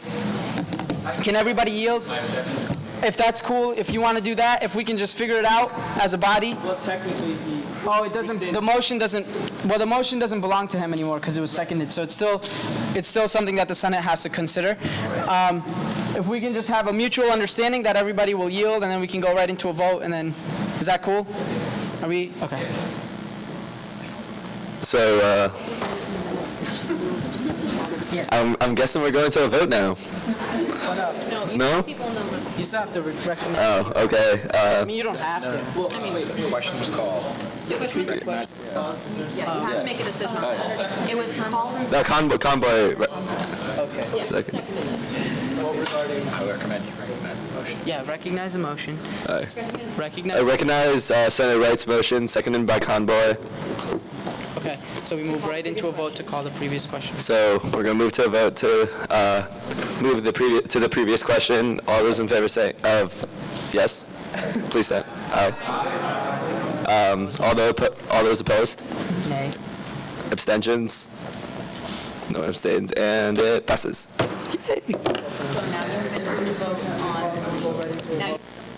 That was just voting to end All right. the discussion. So now we're going to move on to a vote of The speaker's removal. the removal of these. No, not the removal. No. I was going to say the removal of the 3 people. The removal, no, don't, that's fine. They're done. No. That's okay. Since the previous question has been called. No, I mean the 3 senators that were removed. Oh, no. Yeah, exactly. So are you making this motion? No, there's no, we'll talk to you about this in a second. I'm not going to. Moving to a vote whether to uphold the objection by Senator Rifkin regarding the speaker's. Oh, you're saying way too much now. All right. Moving to a vote regarding the objection to the speaker's decision. We move into a vote regarding the rejection to the speaker's question. Objection to the speaker's question. Objection to the speaker's removal. Objections to the speaker's removal Of the Senate. of the senators. So go into a vote. So say, yeah. Yes vote means no. Yeah, well, I'm going to have him clarify that in a second. So yes vote would uphold Senator Rifkin's motion, which was to object. No vote would deny the motion made by Senator Rifkin. Can I just answer this? Yeah. Is that okay? All right. Yeah, Did I that's have good. the permission of the chair? All right. So pretty much the previous question was called. The question is Senator Rifkin's motion to object or to stop this from happening. So a yes vote would mean that you are in favor of the objection, which would mean that Senator Chaudhary would stay. Okay? A no vote would mean that Senator Chaudhary would go. Right. So. Okay, all those in favor of upholding the rejection, the objection, signify please by saying aye. All those opposed? Abstentions? And it fails. You can bang the gavel. Yes. Right. And so we don't object to that one. The other two. Any objections? All right. Yeah, there's some. Thanks. That's all for my report. Are there any questions for me? All right. Yeah. Good job. Believe it or not, that wasn't the worst, all right? My first Senate, well, we'll talk about it later. All right. Next, we move into report of the judiciary. Justice Goldfin or is it Chief Justice Polaris or any? No report. Okay, great. So we move into committee reports. Act Affairs, Chairperson Innes.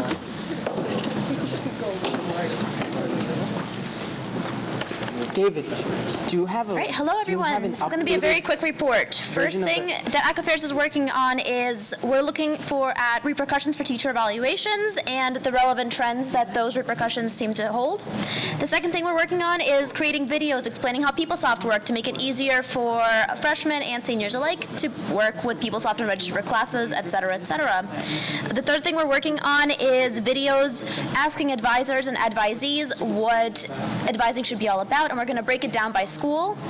And finally, we're asking the library about purchasing Apple Thunderbolt to VGA adapters to be able to view Mac content on videos. That's it. Yeah, are there any questions for the chair? Thank you, Chairperson. Oh, I'm sorry. Did I miss somebody? No? All right. Chairperson Innes, thank you. I'll move into report of external affairs. Chairperson Sargent. Let me make it clear, it wasn't like a question. How's everybody doing? I would just like to commend the senators and all of you for participating in that debate earlier. I think you guys are doing a phenomenal job, and you really speak true to the legislative process, so I'm very proud of all of you for speaking to that. As far as external affairs go, I think I mirror what the president and the speaker has said about getting more involved. And to be honest with you, the president stole verbatim my speech about Next Gen. So not really. But Next Gen is something that's huge. External Affairs has worked extensively about this, and I'm very proud for this university moving forward. And I had the honor with the president to meet the governor, and I think this university is making the step in the right direction. So I'm happy, and I'm excited to work with you guys about this.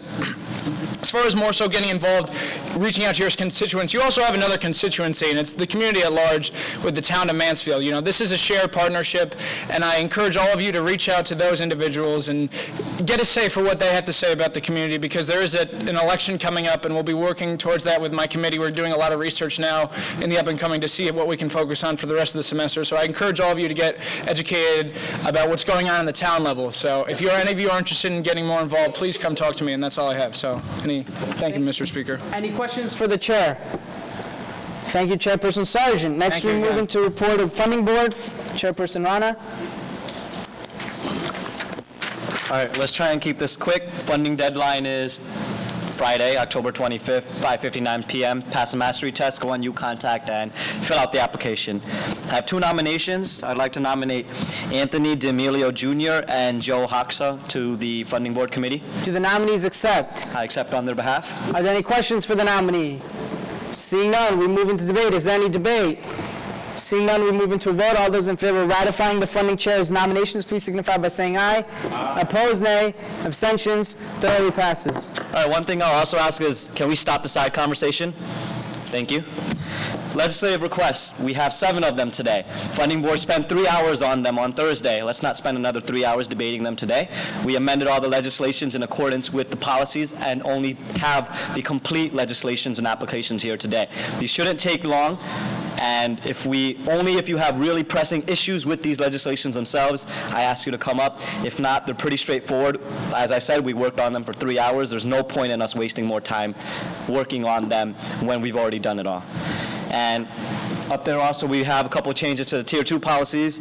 I'll get into that later on when we come to it. That's all I got. Any questions for the funding chair? Thank you, Chairperson Rana. Next, we move into report of student development. Chairperson Manfredi. Nice scarf. Thank you. And boots. What? And boots. They jingle when I walk. Hey, listen. Okay. Unfortunately, I do have a couple of things to cover. Well, really not unfortunately. Anyway, tomorrow, John Cena and I and the Asian American Cultural Center and the Thai and Laotian Cultural Association are hosting a director / filmmaker who created a movie about his immigration experience. It's called The Betrayal. The man's name is Tavisuk Prasaba. It's going to be in Laurel Hall, room 101, between 6 and 9. Rachel Conboy, since we are helping out with the sponsorship of the event, will be giving a little USG speech. And if you guys want to go, not only is it going to be interesting and wonderful, but it'll really look good for us to be at our own, to be supporting our support. And then this is really exciting. Sunday, 1 o'clock in Gamble, women's volleyball is going to be playing, and ESPN, thank you, ESPN is going to be broadcasting it live. Student development, either tomorrow or the day after, we're buying pom-poms so that everyone has something to shake.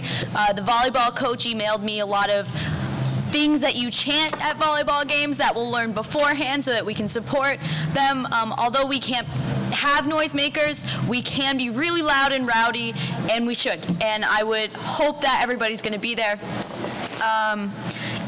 On Tuesday, the 19th of November, we're going to have an international coffee house. I sent out an email to over 50 groups inviting them to apply for what is only about 17 slots right now for performances. If you're in a group that is performance-based, if you're in a cultural group, or anything and you want to participate, let me know, because it's, hopefully the slots are going to go quickly, and if you want to get in, you have to jump on it.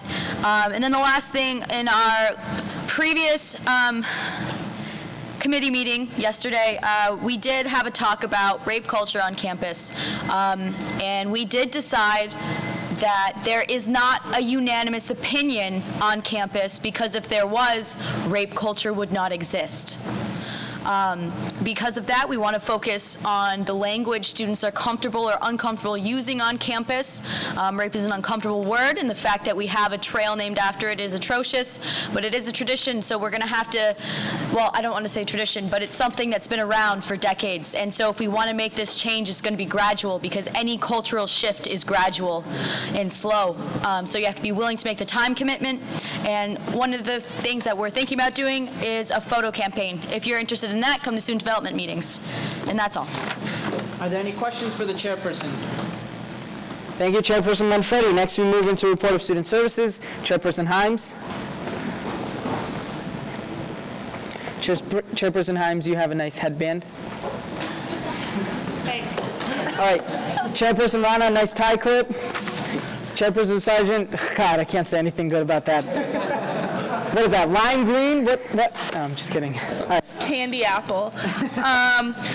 Really quick, I had the walkthrough with UITS today about Wi-Fi in the rec center. Wi-Fi will be available in all parts of the rec center that are used by the general student population. So in that, locker rooms that are used by athletics will not have Wi-Fi, just because of the setup. It is too costly to get Wi-Fi in there, and they're not in there enough to make that worthwhile. So all parts of the gym, including the field house and the courts, will have Wi-Fi coming soon. We're just waiting on a cost estimate on that, and USG will be sharing that cost with the rec center. Also, breakfast has been extended, which was one of our goals. It is now extended to 10:45 from the previous 10:20. So student services and USG would just like to thank Dennis Pierce and Dining Services for that. One more thing, if you have any questions regarding Res Life, my mentor is the interim director of Residential Life, and she would like to know all of the questions that you have. So if you do have questions for Res Life, I know my committee already had some, but if there are any others, please just email me and let me know. Are there any questions for Chairperson Himes? Thank you, Chairperson Himes. Next, we move into new business, actually, which is exciting. Let's begin with an act concerning, not this one, let's begin with an act concerning emergency funding for Sports Business Association. Who are the sponsoring senators? I see Senator Alves. Is there a second sponsor? Maybe. I believe it's Roma Romana. Okay, she just can't be here at this time? Yes, and it was removed from this legislation. Did you, do you want to wait later, or do you want to just do it? I want to do it now. Cool. Again, let's move through these quickly because they've already been reviewed by Funding Board and are good with the policies. An act concerning emergency funding for Sports Business Association. Whereas the undergraduate student government is charged with improving the experience of the student body through funding of undergraduate student initiatives. Whereas Sports Business Association has requested funds for their initiative to send 8 members to attend the Ivy Sports Symposium. Whereas Sports Business Association has previously been granted $360 of their $760 requested funds to attend the symposium as the result of various obstacles and confusion with the USG funding policies and miscommunication with the coordinators of the event. Whereas Sports Business Association agrees to rescind their previously funded $360 upon the passage of this legislation. Whereas the above-mentioned initiative has a high likelihood of success and bears clear merit to the student body. Whereas pursuant to the USG funding policies, this Category E request would be funded at 60%. Whereas as a result of the 60% contribution of USG, and in order to process this request, Sports Business Association is responsible for contributing 40% of the cost to USG before the final payment is made. Therefore, be it resolved that the undergraduate student government allocates $456 for registration fees for the above-mentioned initiative of Sports Business Association. If there were any confusions with the legislation and the way it's written, a lot of those things were specifically for the office to process. So don't be confused. It's very straightforward, all of that. I'd like to entertain a motion to enact an act concerning Senator Rifkin. Well, Senator Conboy, I'm sorry, Senator Alvarez, you didn't get the motion. All right, great. I get it now. Okay. Oh, yeah. Well, I'd like to just request that Senator Alvarez answer all the questions regarding, it's cool. So are there any questions regarding the motion? Senator Alvarez will answer them. Are there any questions? Seeing none, we move into debate. Thank you, Senator Alvarez. Is there anybody who would like to debate this legislation? Seeing none, we move into a vote. All those in favor of enacting an act concerning emergency funding for Sports Business Administration, please signify by saying aye. Opposed, nay. Abstentions? Barely passes. Congratulations to Sports Business Administration. Next, we move into our next piece of legislation, an act concerning emergency funding for UConn College Republicans, sponsoring legislators. Sports Business Administration, Association. Barth, are you going to talk to them right now? Okay, so if you guys could just hold up so he can talk to you. But yeah, come on up. Senator Clark, is there a sponsoring? Just Roma Romano. Oh, she's just absent. She's sponsoring everything today. All right, that's okay. Yeah, that's fine. Okay, I don't have a copy myself, so I'll just read off the screen. I have to turn my head. It's whereas the undergraduate student government is charged with improving the experience of the student body through funding undergraduate student initiatives. Whereas the UConn College Republicans learned about the leadership conference after the normal semesterly request deadline. Whereas the UConn College Republicans seek to enhance their institution through the participation in discussions with peers. Whereas the numbers presented below have already been subjected to standard Category D cuts. Therefore, be it resolved that the undergraduate student government allocate $195 to cover registration fees. Be it further resolved that the undergraduate student government allocate $168.74 for travel reimbursements. Senator Clark, do you motion to enact this legislation? Yes. Is there a second? Senator Rifkin gets a second. Are there any questions regarding the motion? Seeing none, we move into debate. Thank you, Senator. I'm sorry? Oh, great. That's fine. Is there anybody who would like to be recognized for debate? Seeing none, we move into a vote. All those in favor of enacting an act concerning emergency funding for UConn College Republicans, please signify by saying aye. Opposed, nay. Abstentions? Barely passes. Congratulations to the club. Next, we move into an act concerning emergency funding for UConn Women's Volleyball Club. Sponsoring legislators, if you could please rise.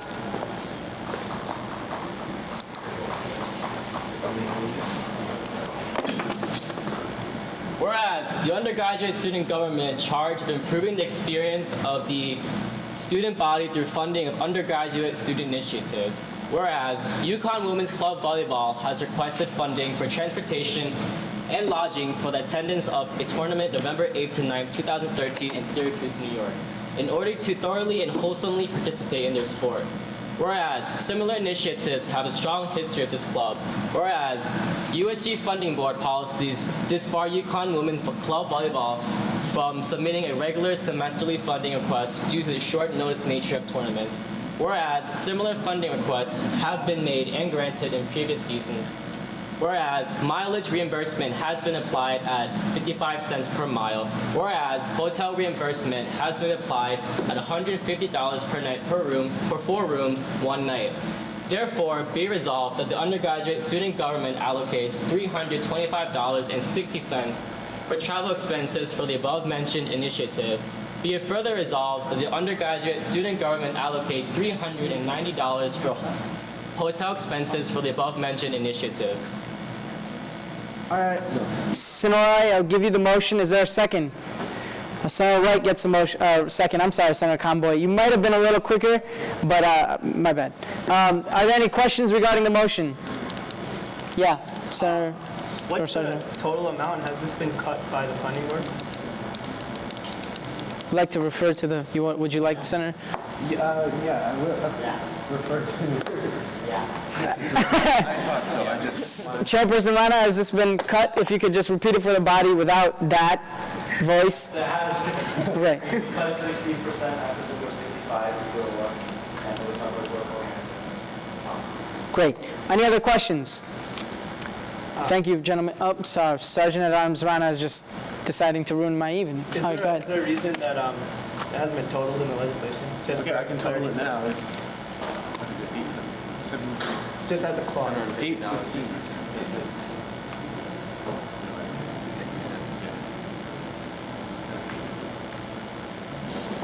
Yeah. So 8.15 and 60 cents is the total in case anybody wanted to know. Isn't it 8? I can't add in my head, I'm sorry. It would be $715. Yeah. Any other questions regarding the legislation? By the way, the total, I'll restate it as a personal privilege of my own. $715.60 is the total amount that's being allocated on this legislation. Any other questions? Seeing none, we move into debate. Is there anybody who would like to be recognized for a debate? Thank you, gentlemen. Seeing none, we move directly into a vote. All those in favor of enacting an act concerning emergency funding for UConn Women's Volleyball Club, please signify by saying aye. Opposed, nay. Abstentions, thoroughly passes. Congratulations. Next, Senator White got the second. Senator Sonorai did.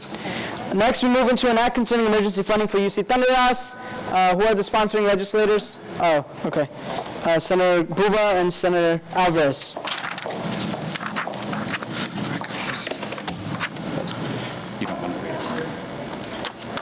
An act concerning emergency funding for UC Thunderous. Whereas the undergraduate student government is charged with improving the experience of the student body through the funding of undergraduate student initiatives.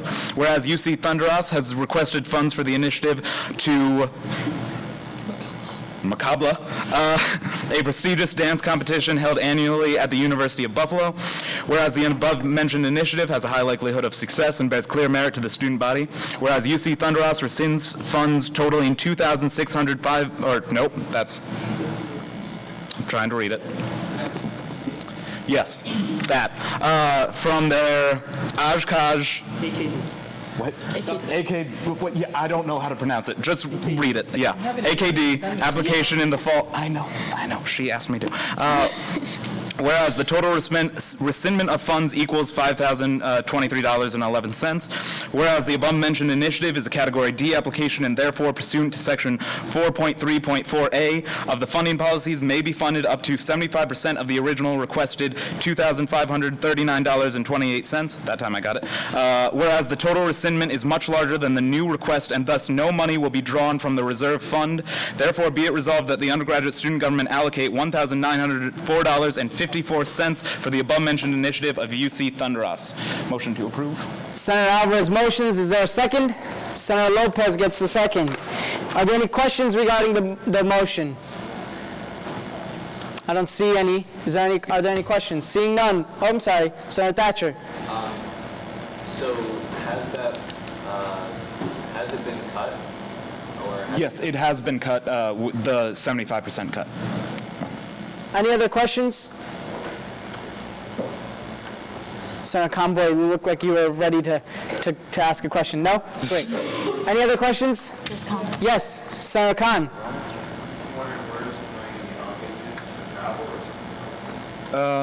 This is for, I actually have a breakdown with me. And this is actually, there. Yeah. Like that table? Yeah. It is, right?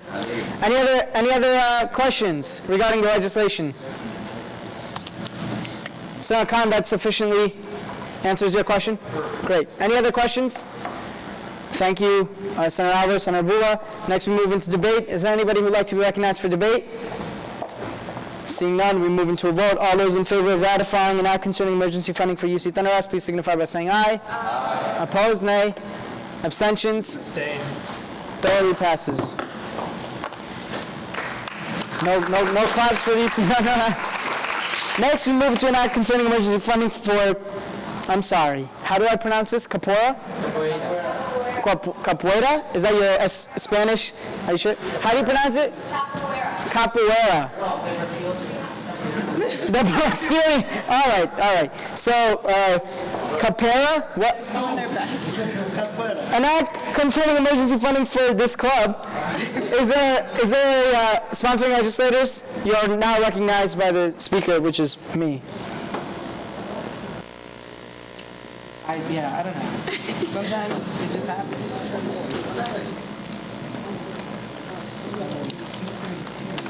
Record time. Go ahead. Okay. An act concerning emergency funding for the Capoeira Club. Whereas the undergraduate student government is charged with improving the experience of the student body through the funding of undergraduate student initiatives. Whereas the UConn Capoeira Club has requested funding for their initiative to be tested in the Capoeira Balance annual Batizado at the Hawley Armory. Whereas this event offers workshops for club members from different teachers to learn different capoeira movements, play different instruments, and learn cultural dances, as well as allowing club members to progress to the next belt. Whereas this event fosters interest in Afro-Brazilian culture for undergraduate UConn students and provides milestones for success for club members. Whereas above-mentioned undergraduate students are free to watch this event but not participate in testing, causing this request to classify as a Category C request under the funding policies. Whereas the Capoeira has requested $150 per member to test 30 of these members at the event, totaling $4,500 before a 75% cut. Whereas the above-mentioned initiative is the single most important in the club's history and has been funded in previous years through USG funding.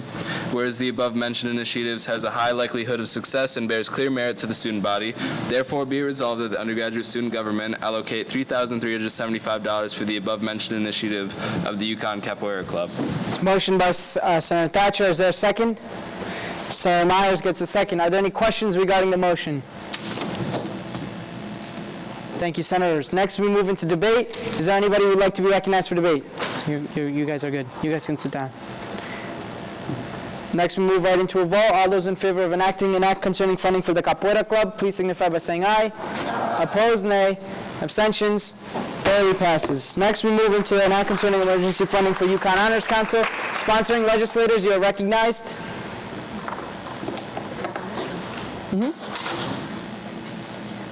Tap team is after this. Wait, is this all now? Yeah, but then we go back to...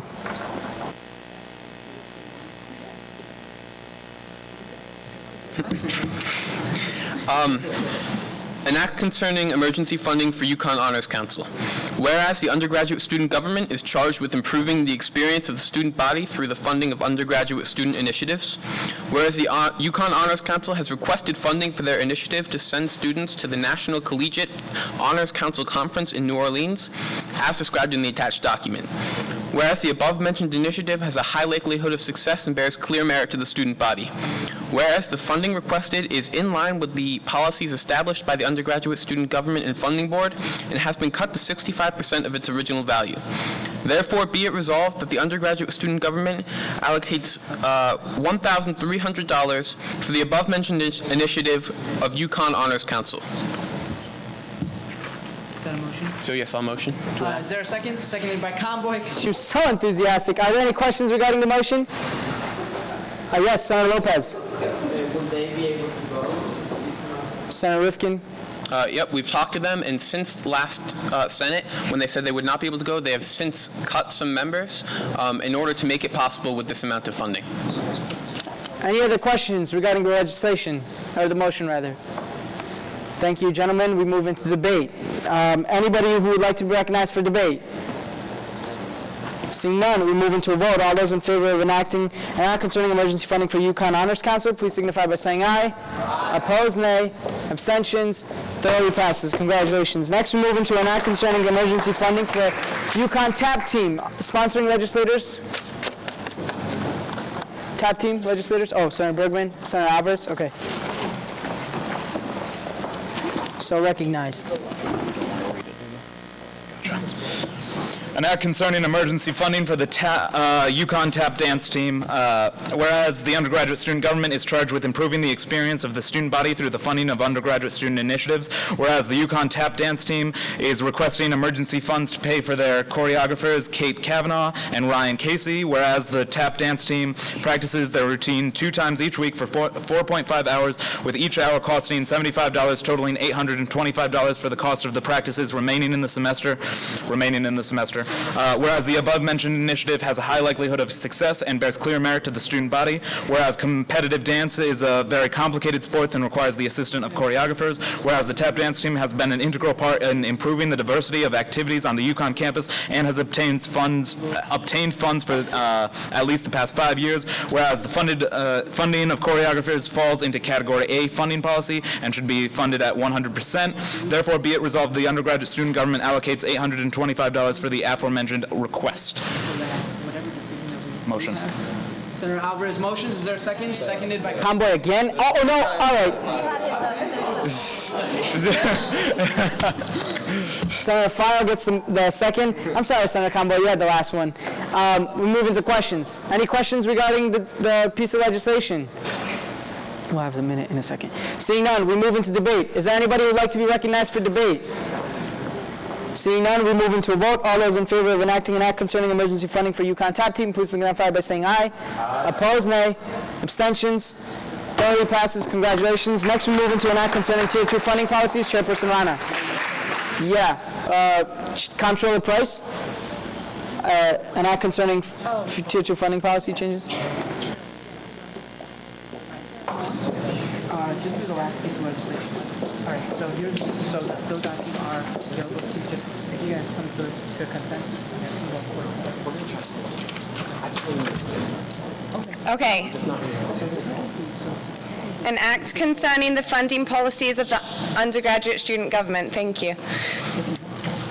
Whereas many Tier 2 organizations applying for alternative breaks for spring 2013 were denied due to lack of funds, whereas students gain valuable life skills and experiences from participating in alternative breaks, whereas student organizations found it strenuous to complete their trips without funds from USG, whereas most organizations that were denied funding for alternative breaks applied for legislative requests in the spring 2013 academic semester, whereas a systematic revision of the categories was needed to avoid the following issue from reoccurring, whereas these revisions would take money from a budget previously set aside without jeopardizing other Tier 2 student initiatives, whereas the attached revised funding policies contain revisions regarding categories, budget of the funding board, category allocations, and accounts classification. Therefore, be it resolved that the undergraduate student government adopts the attached funding board and Tier 2 funding policies as the official policies thereof, replacing previously adopted policies of the same title effective immediately. Do you want to say something? Yeah. All right. So what this is basically doing is, as the legislation says, most Tier 2 organizations that applied for outbreaks in the spring of 2013 were denied due to lack of funds. We don't want that to happen again. And for that, our comptroller already budgeted a certain amount of money that has been set aside for this very cause. All this is doing is now giving us a medium and a process to be able to actually allocate that money to those students.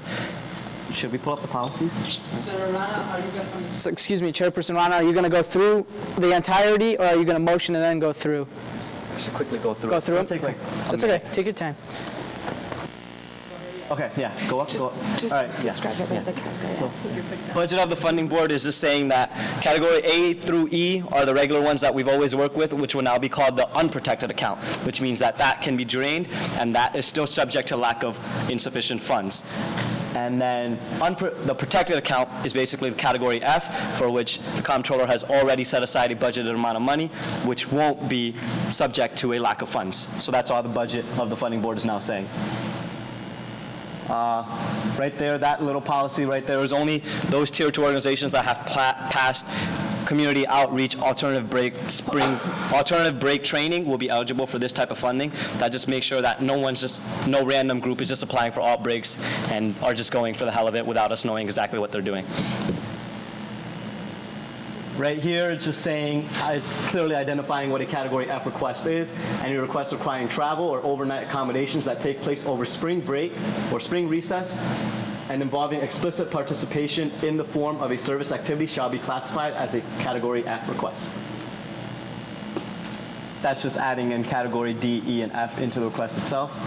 Here it's saying that it's just making the language more explicit that Category A through E's are allocated from the unrestricted, while Category F is allocated from the protected. And then Category Fs shall be allocated no more than 50%, and they won't be subject to a minimum cut, while Category A through E will be subject to the same process as always. All this is saying is that in the instance that the Category F is, in the instance that the unprotected is exhausted, those at the Category E's will start being cut due to lack of sufficient funds. and then also in the event that in the protected account all the money isn't used, it'll be funding board and the comptroller's prerogative as to whether that money goes back into the funding board's unprotected account, or if that goes into emergency legislative requests reserve, or if that's going to roll over into the next semester. So that's just giving us a process of what happens if there's still money left over, or if there's money, if the money's been exhausted in both accounts.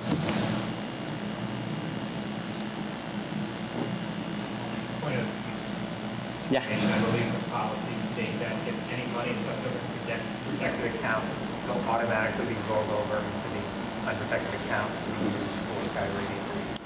And then if any money is left over in the unprotected account, then you can decide what to do. Yeah, I might have worded that incorrectly or something, but our chief of staff is always here to help. And yeah, that's all for that. So, Chairperson Rana, are you motioning? I motion. Seconded by Conboy.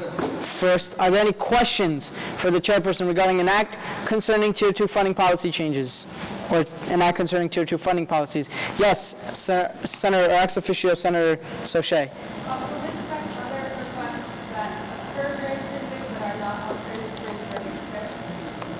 Any event during spring break are only alternative spring breaks. So we don't, for the most part, those are the only type of actual requests we'll have during spring break itself. Any other questions?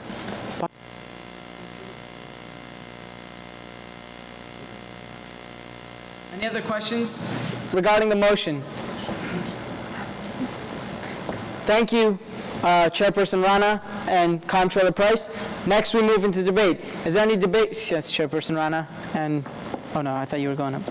I'm just going to say that these are going to be applied to the October 25th deadline, so they're going to be implemented immediately, as the legislation says. Any other debate? I'm sorry, I'm a little flustered. Any other debate? Seeing none, we move into a vote. All those in favor of ratifying an act concerning Tier 2 funding policies, please signify by saying aye. Opposed, nay. Abstentions? Barely passes. All right, next, we move into discussion. As I indicated in my email, we will, well, first, is there anybody who would like to be recognized for discussion other than what I indicated in our email we'd be talking about? Okay, so the only discussion item then is the discussion on the topics of sexual assault and sexual harassment. This is an opportunity for any member with speaking rights to speak in a public forum on these issues. They will be recognized by the speaker, and the rules of the discussion are as follows. The discussion will expire at the end of 17 minutes, or when there are no member with speaking rights left on the speaker's list. Any leftover discussion will be continued at next week's caucus. Yes, 17 minutes.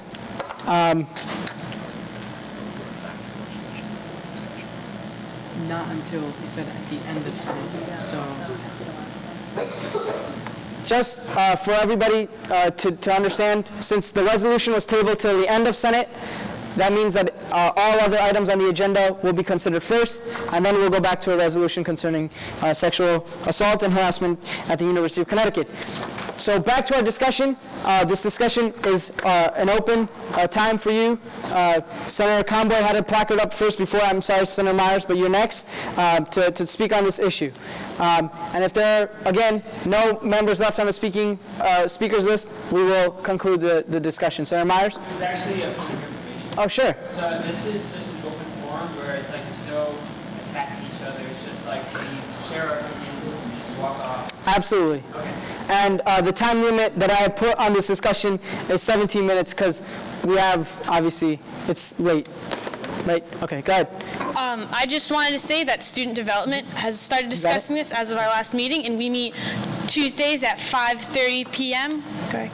One thing we're talking about is doing, as Chairperson Manfredi said, we're talking about doing posters. We want to make this something known, not aligning with the accusations along with the university. This is something on our own. This is addressing rape culture, so I guess I just want to use this time to tell you guys, Tuesdays, 5:30, if you're interested and really passionate about this. Thank you. Anybody else for discussion? Senator Clark wanted to, Senator Clark, Senator Alvarez. Anybody else for discussion? So I just think it's, interesting to discuss what is, somebody mentioned, I think Senator Conboy just said the word rape culture. What is a rape culture? I think it's important. I'm not asking the question. This is a rhetorical question. I think it's important to just sort of discover what that is. I think an important thing the Student Development Committee, beyond what they're already doing, is what is it and why do certain universities, and I know that there are some that have reputations of having a rape culture, and how does that come about? And it also, how can we get rid of it? What do we do to stop a rape culture? Is there a way to stop a rape culture? I don't know. There's a special committee commissioned by the president designed to, to oversee the culture and to explore the culture of this university, but is there really a way to stop it? I think, first of all, I think we should stop using the word rape culture because there isn't a rape culture. I just think there's a trend of it happening, and luckily it's not all the time, but, I just think those are points that we need to discuss. Obviously, the legislation that's on the table is the first steps towards doing that, but beyond that, I just think I'm glad in a way that the Title IX case came up because, I don't want to go to a college that has a reputation of this. I transferred from Boston University, and we had the same problem. In fact, my freshman year there, they had to create a task force to explore whether the hockey team had a rape culture. And it was a big deal. It was in the news, and it was embarrassing to go there because people would say, don't you go to BU? And people are getting, raped all over BU. And it doesn't happen that way, but I just think it's an important thing to discuss and really come to a resolution so that we don't have to deal with it anymore, because I'm frankly tired of hearing about it, and I'm sure that most people are too. Thank you, Senator Clark. Senator Alvarez.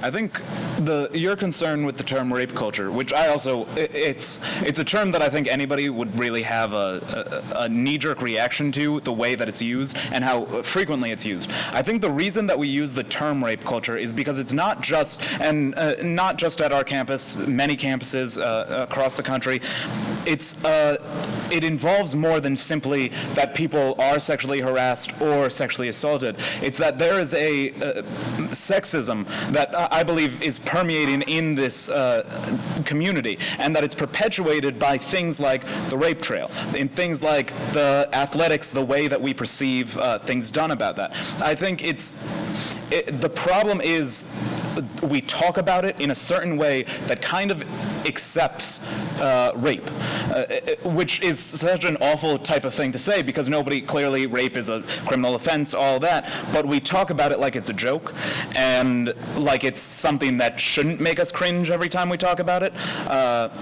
And shouldn't have such concerns, and I think that's where the term rape culture comes from. And I'm extremely hesitant to use that term because, for a range of reasons, and I think a lot of people are. But I think when we're looking at this issue, it's more than simply a trend of sexual harassment and sexual assault. It's why is it happening, and what what have we done to contribute to the culture that has created the quote-unquote rape culture. Thank you, Senator Alvarez. Who's next? Senator Rifkin? Okay, Senator Rifkin would like to be put to the end, which he can do, I guess. Senator Manfredi, or Chairperson Manfredi? So there's a clean bill on your computer for the interrupting. Can you just email it to either copy? I just emailed it to you. Oh, you did?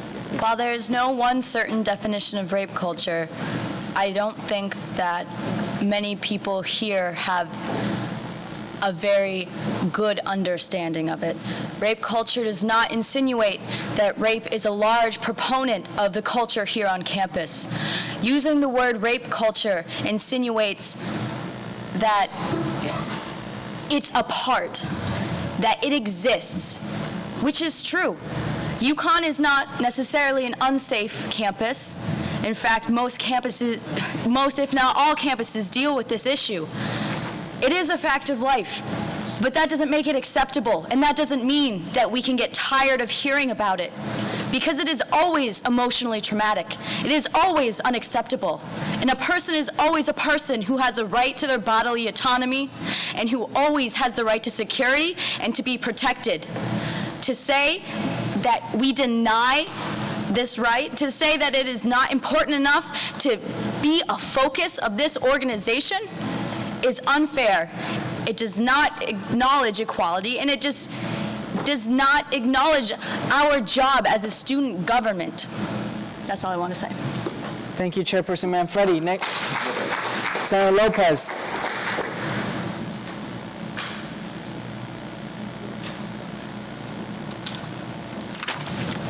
Rape culture is a thing. It's like it's actual culture, the bad kind, of course, but first of all, like we can just see it by when we go to parties. If who goes for free? Girls. Who gets more drinks? Girls. They get drunk, people get raped. In my hallway, there's this paper that says that in order for it to be consensuous, she cannot have been doing any type of drugs or alcohol. And that's culture. Like, it happens. People get girls drunk just to sleep with them. That's a thing. Can we change that? No, not yet. Will it change? Probably, just because society keeps on changing. However, when this happens, when this happens and we find out, we should have zero tolerance. And I feel that that's what this resolution is about. Zero tolerance. Who's next? Bird. Thank you, Senator Lopez. Senator Byrd.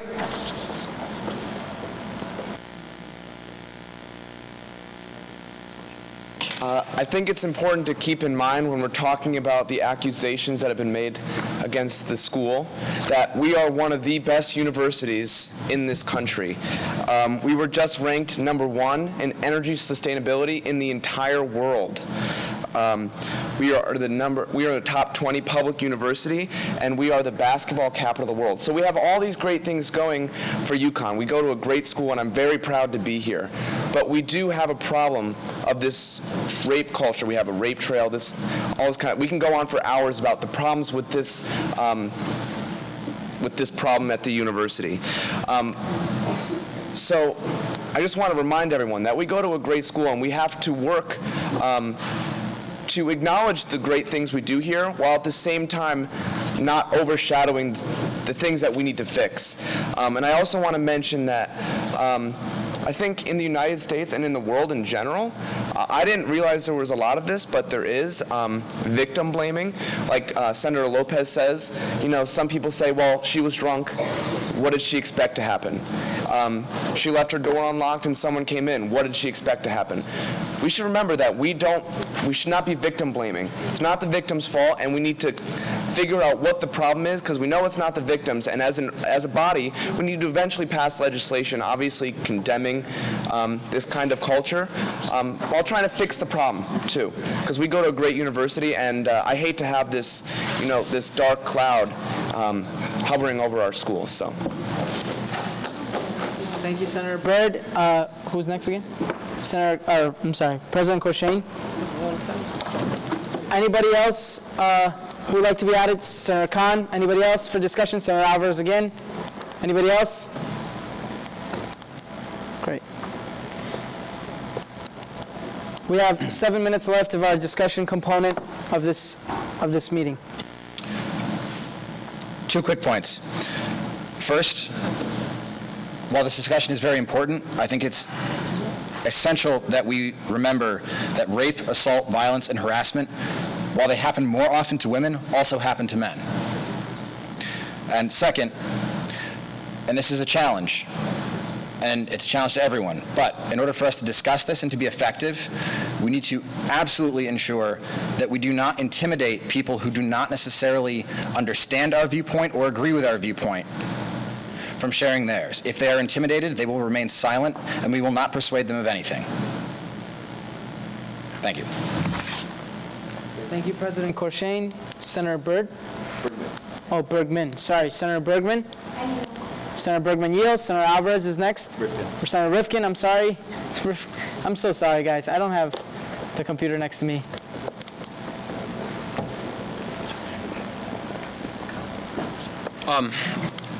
I think the other senators that have spoken before me have done a fantastic job about stating the importance of this issue and the importance of USG's responsibility to take steps on this issue. I just want to stress the importance of discussing this with our constituents.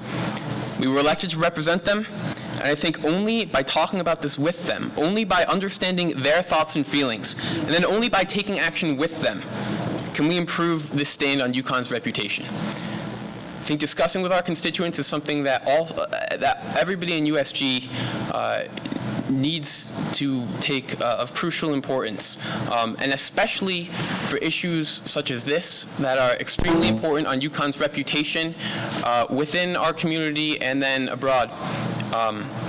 It's crucial to work with the student body to improve upon it. Thank you. Thank you, Senator Rifkin. I do not have my speakers list. Senator Khan.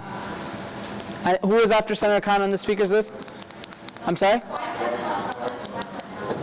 Oh, no, we took it out. Yeah.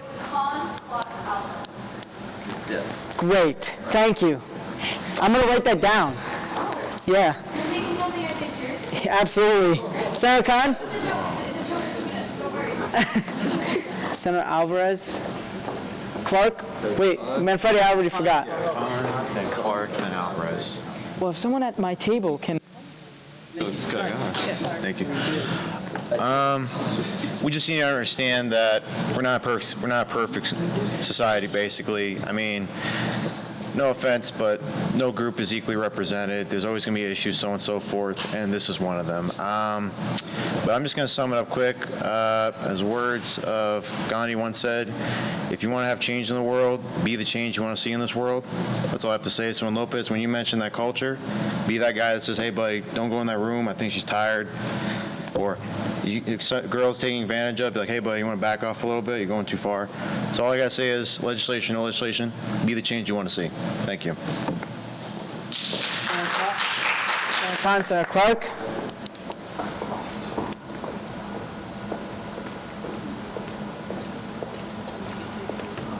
I just thought I would clarify sort of what I meant by tired of hearing about it doesn't mean that when it happens we should just ignore it, because I think that Chairperson Manfredi almost took that stance, as if I was saying that.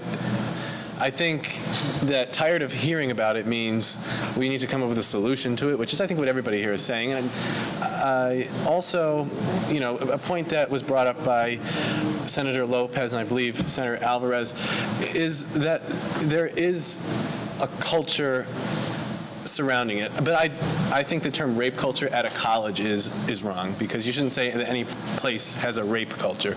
It's just that rape happens and it's unfortunate.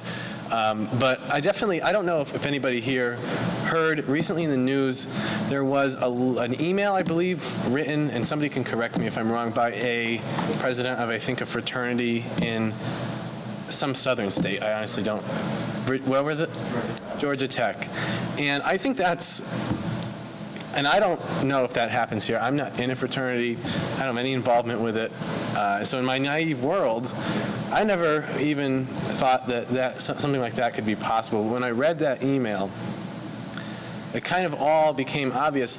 This, a group of people that are supposed to share the ideals and that listen to their leaders, which would be the executive members of the fraternity.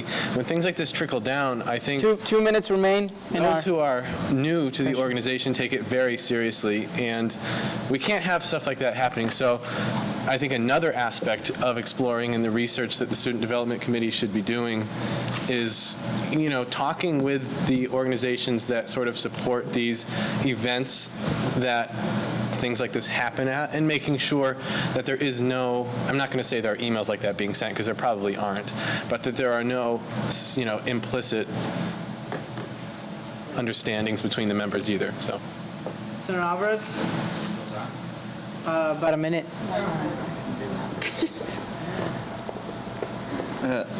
just in moving forward and looking at the legislation that we're about to do again, I don't want anybody to have the feeling that we're trying to create an animosity between ourselves and the administration. But I think what my biggest problem is that if these allegations prove true, among the fact that I think we recognize there is sexual harassment and assault imbued in the culture of this campus, then we should be standing on the sides of the students who have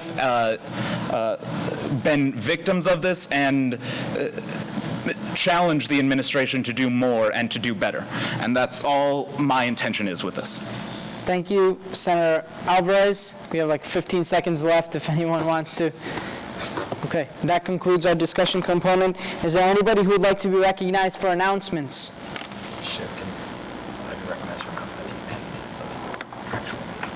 Sure. Anybody else for announcements? Right now?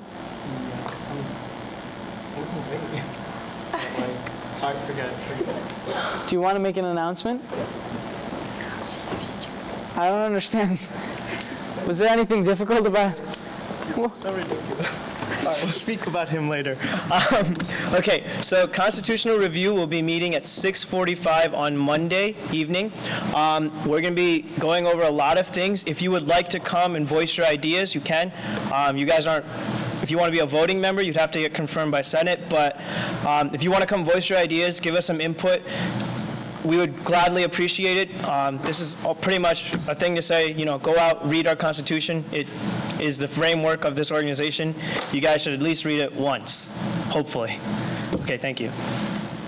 Anybody else for announcements? Thank you, Sergeant at Arms Rana.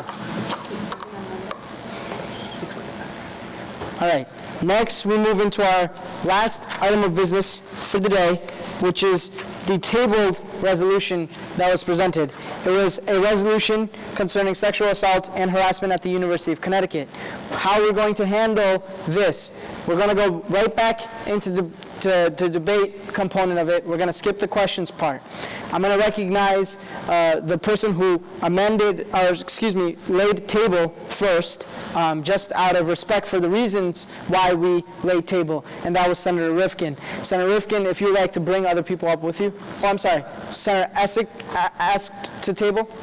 Okay, Senator Essick, if you want to come up and be recognized first, if you want to, you can do so. If anybody else wants to be recognized for debate, they may do so as well. Senator Essick, would you like to be recognized? Sure. Go ahead. I assume so. I'm assuming he wanted to amend it, right? Yeah. So you're going to motion to amend. Yeah, so you can bring it up. Anybody else for debate? Sorry, that's all right. You can if you want to. If you want to defend questions, then you can, but it's up to him, because he's... Can they just come up? Yeah, if you want to. I'll allow it, yeah.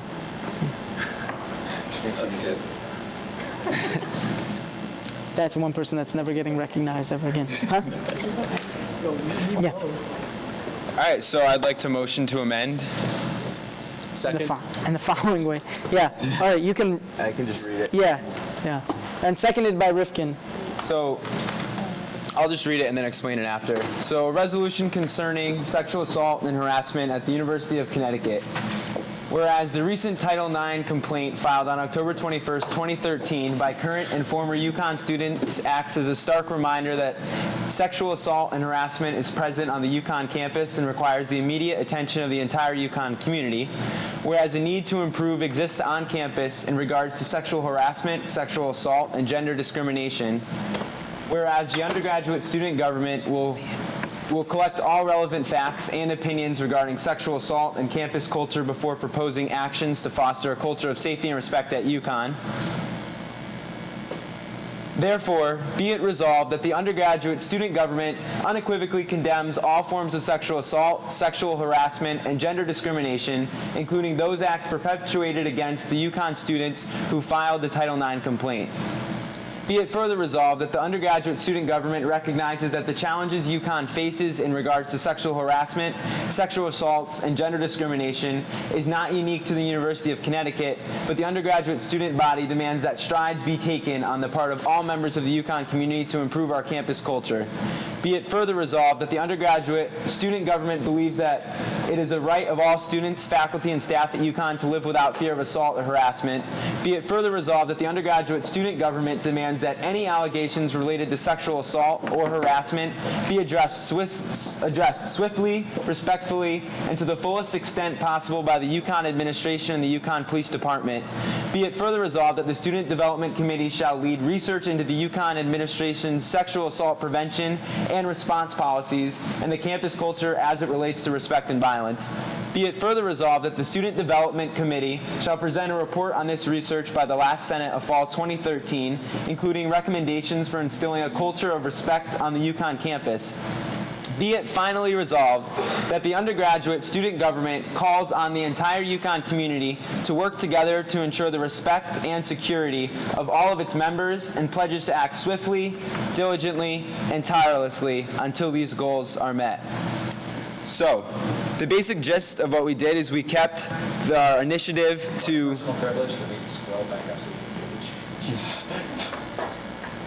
Okay, so the basic principle of what we did was we kept the fact that we want to be on the front lines. We're still going to be, like we said, we're going to be doing research. We're going to be looking into the issue. But a couple of the things we changed is we acknowledged that there is a cultural stigma, or not cultural stigma, but there's a need to improve what we said, there's a need to improve what exists currently on campus. So we're basically acknowledging that we understand what exists and we need to improve it, which was basically said previously. We understand that. We just reworded the way, or we reworked the way we're presenting that. So basically it's almost the exact same thing, it's just a little different in how we're presenting it.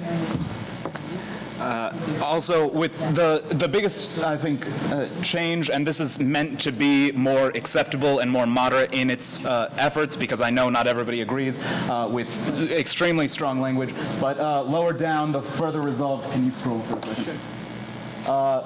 The resolution, essentially, we demand that there is change on the part of all members of the UConn community. That includes the student body as well as the administration, which I think is a much more reasonable way and moderate way to address the fact that everybody is responsible for making this change and addressing these problems, and any failure in the past needs a change in the way that we're doing things.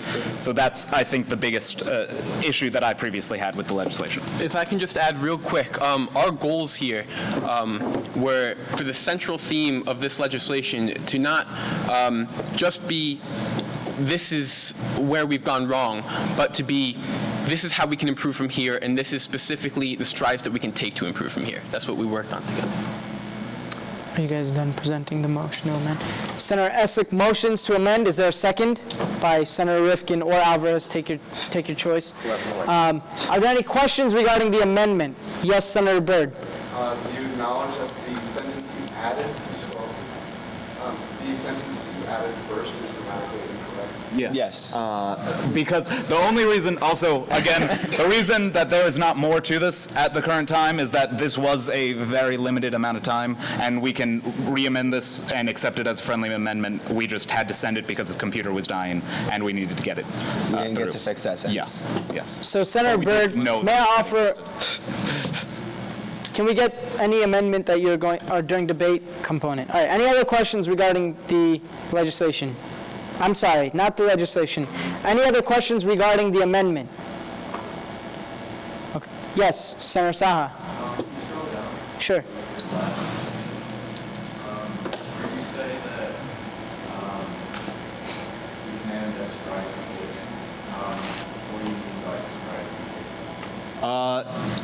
I would say a change in both the way that we have gone about addressing these issues, primarily for our organization as we address with Student Development Committee, and the change in addressing things like the rape trail and campaigns to change sexual assault culture, as well as with the administration. it goes along with the other aspects of the legislation in that it says that they have to address these concerns, including the Title IX case, swiftly and with responsibility about it all. However, I would agree that this is vague and that it is not as strong as I would like it, but I think it's the most general thing that we can say while still saying that we're demanding that there is a change. It's a compromise piece of an amendment, less strongly worded than, or specific than I would have preferred. Senators, move. Move. You guys move.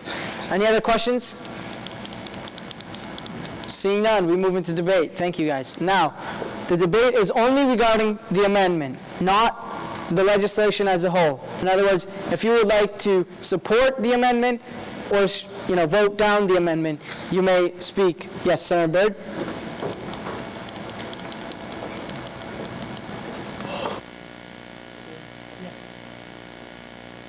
Yeah, Chairperson Hines, if you're gonna make, are you gonna make No. a grammatical change? I don't know how to change it because I don't know what they're trying to get. I don't know what the point they're trying to make in that first sentence. So, someone else should. Besides not understanding the first sentence that they changed, I think this is a good compromise between the original piece of legislation and probably what Senator Alvarez actually wanted. So I think the wording in this amendment is explicit in what we want while not being too harsh. So I think this is a good compromise and we should pass this piece of legislation. I'd also suggest that anyone who can change that first sentence can, because I just don't understand the meaning of the first sentence. So anyone who understands it can amend it. Okay, Senator Alvarez said he'll do it. Chairperson Himes, thank you, Senator Byrd. Chairperson Himes. Anybody else for debate?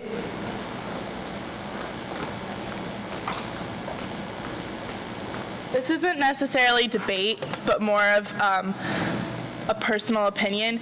We don't have a rape trail. We have a path that is called Celeron Path that students have nicknamed the rape trail. We do not have a rape trail. So if we could stop saying that we have a rape trail, that would be awesome because we don't.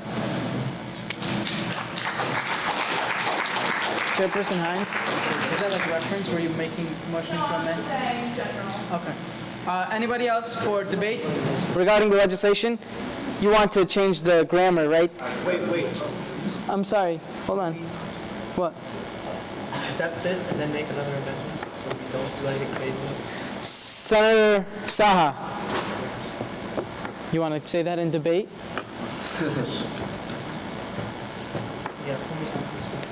Put him down for the speakers list.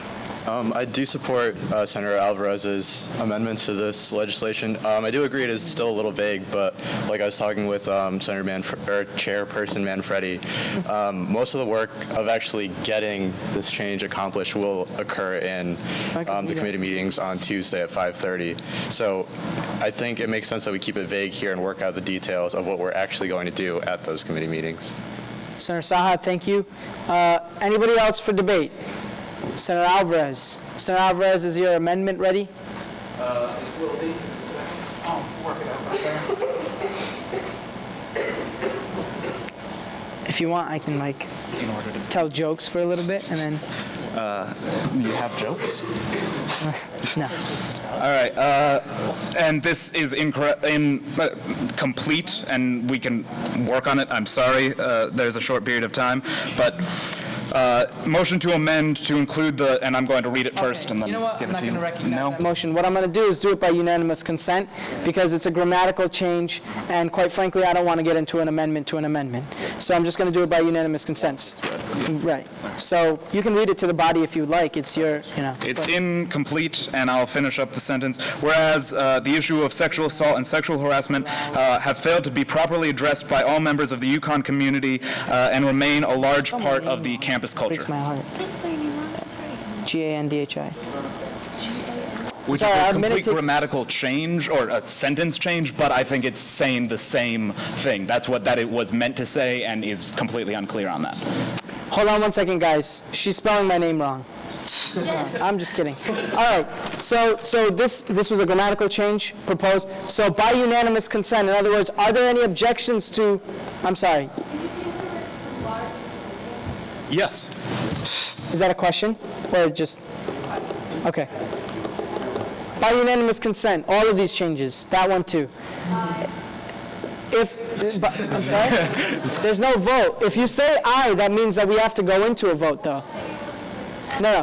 By unanimous consent means that unless somebody objects in the body, objects to these changes, we'll just accept them and adopt them as such. Okay? So we're just going to adopt this grammatical change if that's okay. By unanimous consent? Okay, so ordered. So now this amendment now reflects that change. So we're still in debate phase of this amendment. It just has these changes to it. Anybody else for debate regarding the amendment? We can wait till it's up, yeah.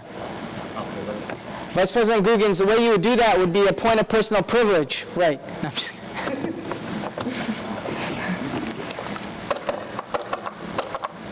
Anybody know any jokes?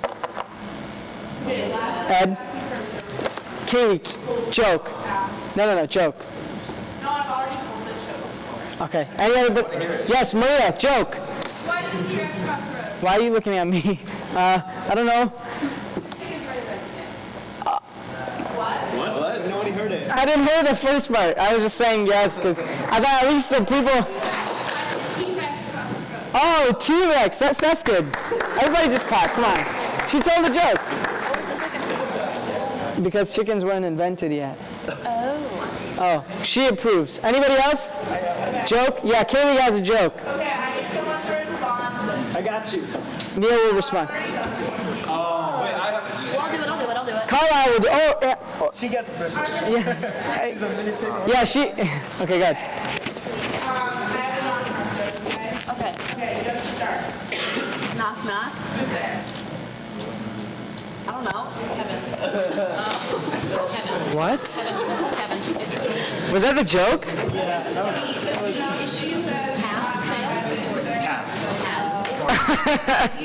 Okay. Any other jokes? Pat, do you have a joke? Joke, come on. Pat, joke. Something appropriate. Please. No, he knows no appropriate jokes. Anybody else for a joke? He has a bunch of dirty jokes. Yeah, Carlos, good. Oh, wow. Are we all set?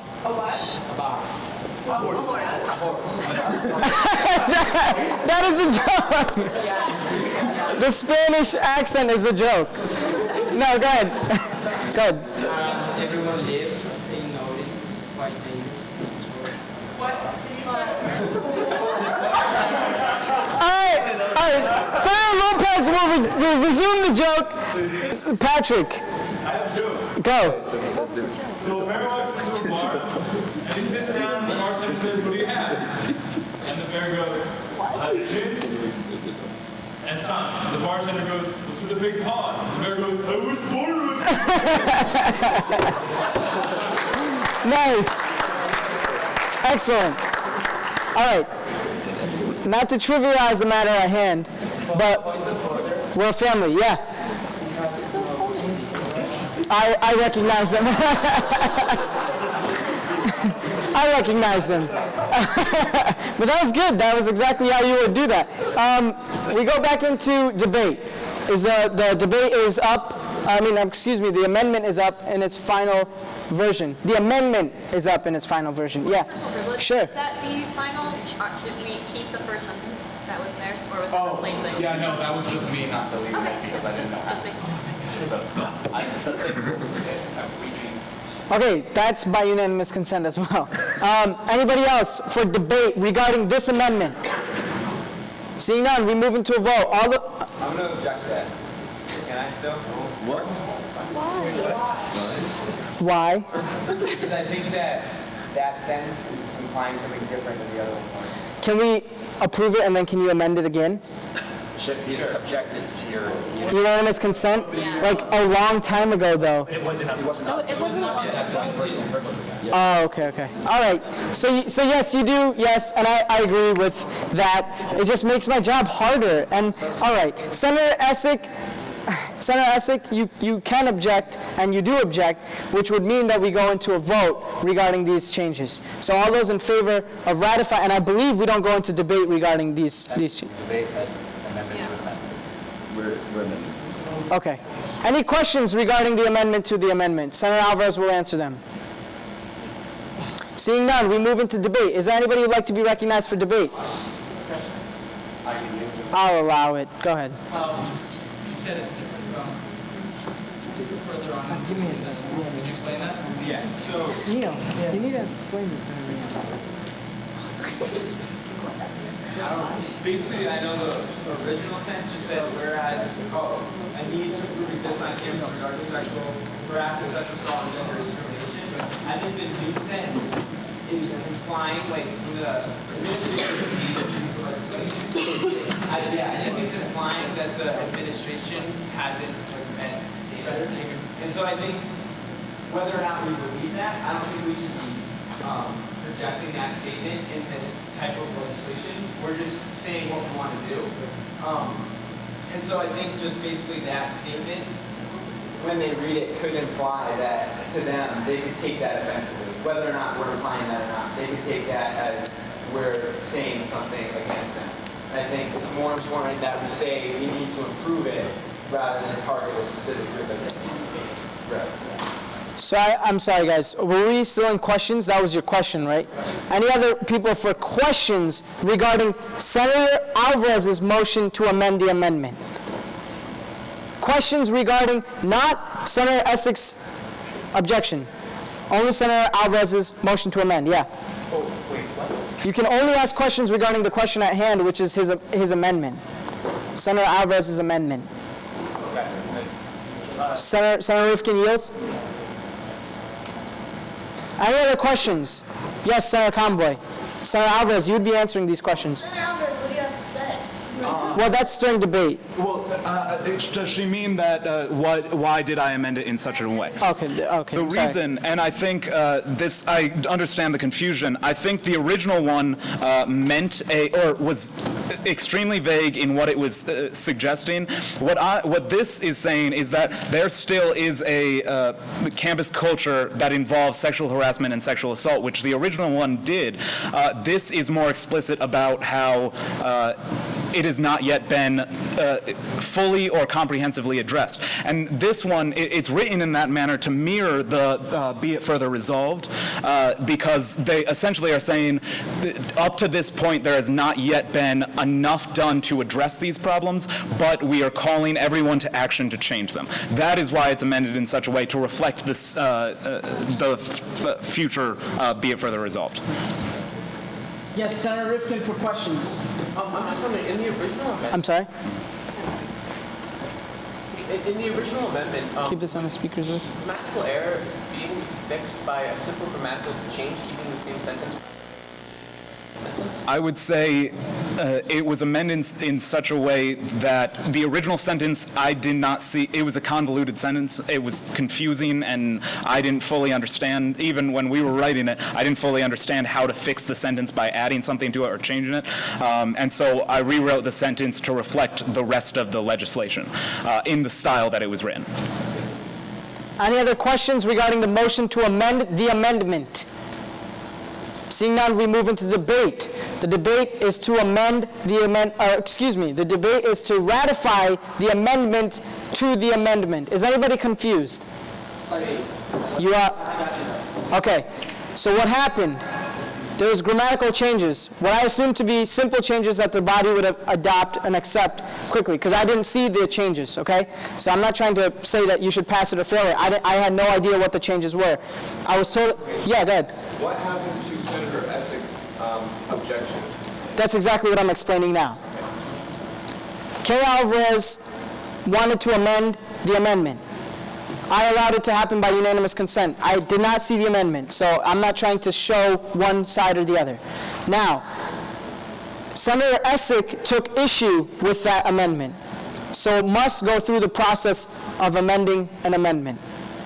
Does that make sense? Which means there are questions and debate and a vote regarding whether we want to amend the amendment.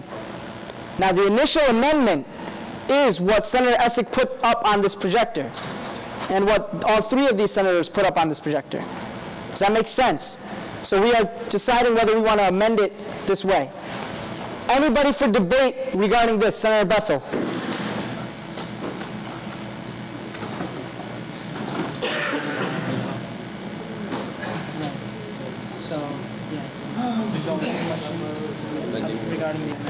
Yeah, I think that Senator Essick was right on point with what he said in terms of straight out accusing the UConn community of being basically a failure.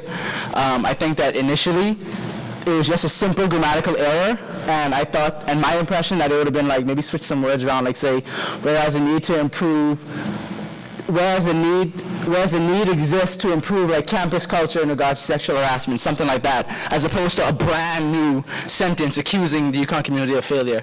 And so I think that something like that was what I was expecting, and not that. Okay, I shall write that down. All right.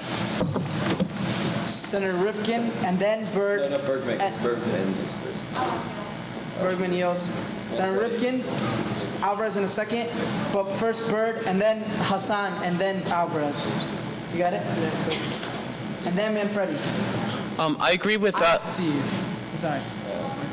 No problem. I agree with Senator Essick and Senator Bethel. I think that the original wording, it was pointed out that there was a grammatical error. I think that we could just simply fix that grammatical error and then move on. I don't think there was a problem with the actual sentiment of what it said. So I invite people to work on that grammatical error within the sentence and then make a motion about that later. Thank you. Thank you, Senator Rifkin. Who's next on my list? Byrd. Senator Byrd.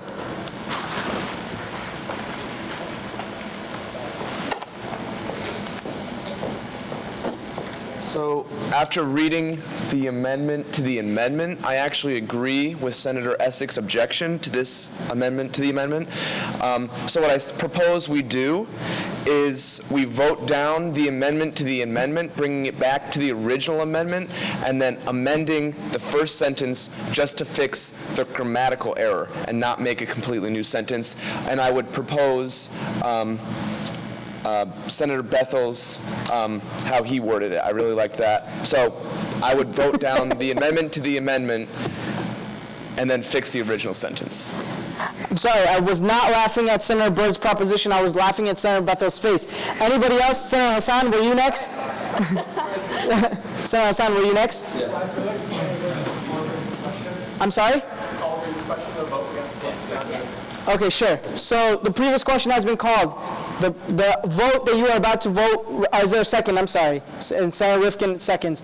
Now, what you are voting on right now is to call the previous question. That means we go right into the vote on the motion to amend the amendment.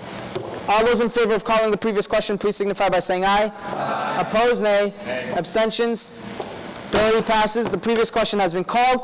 Now we're voting on Senator Alvarez's amendment to the amendment. Right. Where is it highlighted? Yes, the highlighted part. Yay means we keep the highlighted part. Is that what it is? Yes. And nay means we delete it. I have not seen this, so that's why I'm asking these kinds of questions. I'm not trying to enter the debate in any capacity. All right, so all those in favor of keeping the highlighted part, is that what it is, Neil? Yes. All those in favor of keeping the highlighted part, please signify by saying aye. Aye. All those in favor of deleting it, please signify by saying nay. Nay. Abstentions? The motion to amend the amendment fails. However, we are still in debate component of the initial amendment. Senator Byrd, Hassan, and Bethel in that order, but you two just wait. Did you get it? Byrd, Hassan, Bethel. So who motioned to amend the So I just want to reiterate Alvarez did. that now we got rid of that sentence, and now we have that first original sentence, which is grammatically incorrect. Let's fix the grammar, pass that, and then pass the bill. Any other debate regarding the amendment? Senator Hassan, were you next on the speakers list? Yes. Senator Hassan, and then Senator Alvarez, in that order. I'm sorry, Carlisle. Bethel and then Alvarez, in that order. Yeah. All right, I think that there's a simple solution here. All we need to say is that there's a need to improve the prevalence of sexual harassment and rape on campus by all parties of UConn, or however you want to phrase that last part. And so, would I propose the amendment to amend it that way, or? You can motion to amend. Okay. So I motion to amend it to say that, no? There is a need to improve the. Sorry, I did not mean to say that. But All right, guys, we're gonna stand at ease for 2 minutes. You guys are gonna figure this out and get me a clean. All right, you have it. All right, come up here then. Yeah, you're the floor, Hassan. There you go. I'm sorry, guys. I mean, we have it. We just need to get it through Robert's rules. All right, let's do this. So basically the problem is the grammar for the first one where it says whereas a need to improve exists on campus culture. It doesn't say what it needs to improve, so I'm saying maybe amend it to say whereas a need exists to improve campus culture in regards to sexual harassment, sexual assault. Oh, sorry, I'm saying whereas a need exists to improve campus culture in regards to sexual harassment, sexual assault, and gender discrimination. Can we do it by unanimous consent first? Is there any dissenting voice in this chamber? I do. Okay, so then the second to motion to amend the amendment is seconded by Senator Rifkin. Senator Bethel, you'll answer any questions. The questions are regarding the amendment to the amendment as proposed by Senator Bethel. Are there any questions? Seeing none, we move into debate. Is there anybody who'd like to be recognized for debate? Senator Alvarez. Thank you, Senator Bethel. Is the amendment up? Yeah. Okay. I know you all want to leave, and I know that we're frustrated right now because this has been long as it's been long.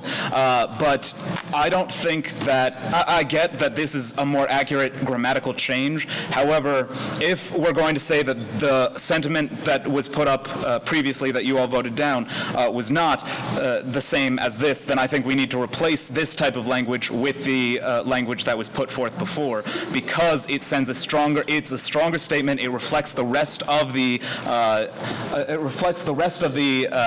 legislation, and it's important that we make it clear that there has been a problem in the past and that we're going to change it in the future. And look at the be it resolved further down on this, and look at the language and how it previously reflected the same sentiment.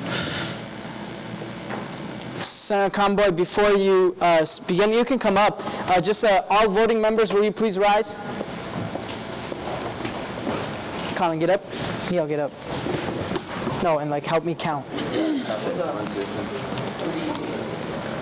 1, 2, 3, 4, 5. I'll count you because you vote. 6, 7, 8, 9, 10, 11, 12, 13, 14, 15, 16, 17, 18, 19, 20, 21, 22, 23, 24, 25, 26, 27, 28, 29, 30. Well, and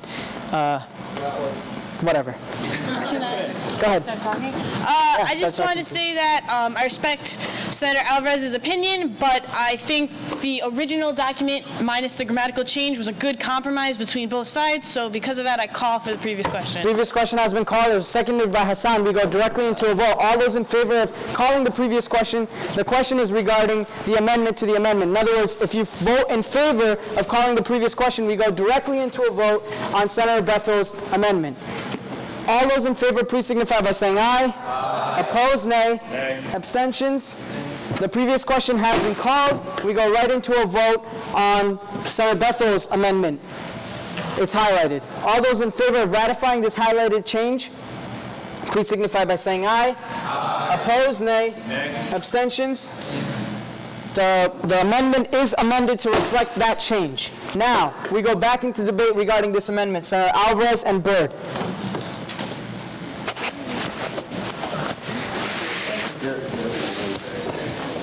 Comptroller Price. You keeping a speakers list? Yeah.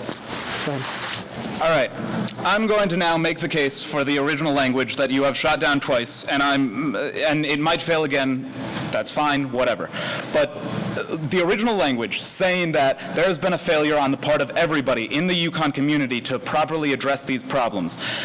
There are 7 women right now saying that, or who have been sexually assaulted on this campus, who are saying that the UConn administration failed to do the best they could to address their issues.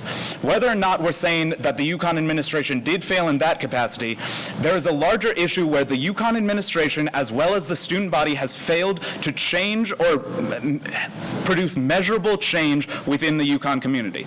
And so this idea that we're afraid of this being taken wrong by the administration. It's not just saying that they have done something wrong or that they have broken any policies or that their policies have failed. It's that they have not done enough and we have not done enough. There are people on this campus who have to walk around with the person who raped them. And if we're going to say today that we don't believe that we can assert that there has been a failure on everybody's part, that still takes place, that we still have something colloquially, whatever the term is, referred to as the rape trail, which, yes, the point can be made that that's not its actual term, but how many people heard that its name was Celeron Trail before they heard it as the rape trail? So it's frustrating again because we're going back to a type of legislation that doesn't do enough to state the actual problem at hand, that everybody has failed in fully addressing the problems of sexual harassment and sexual assault.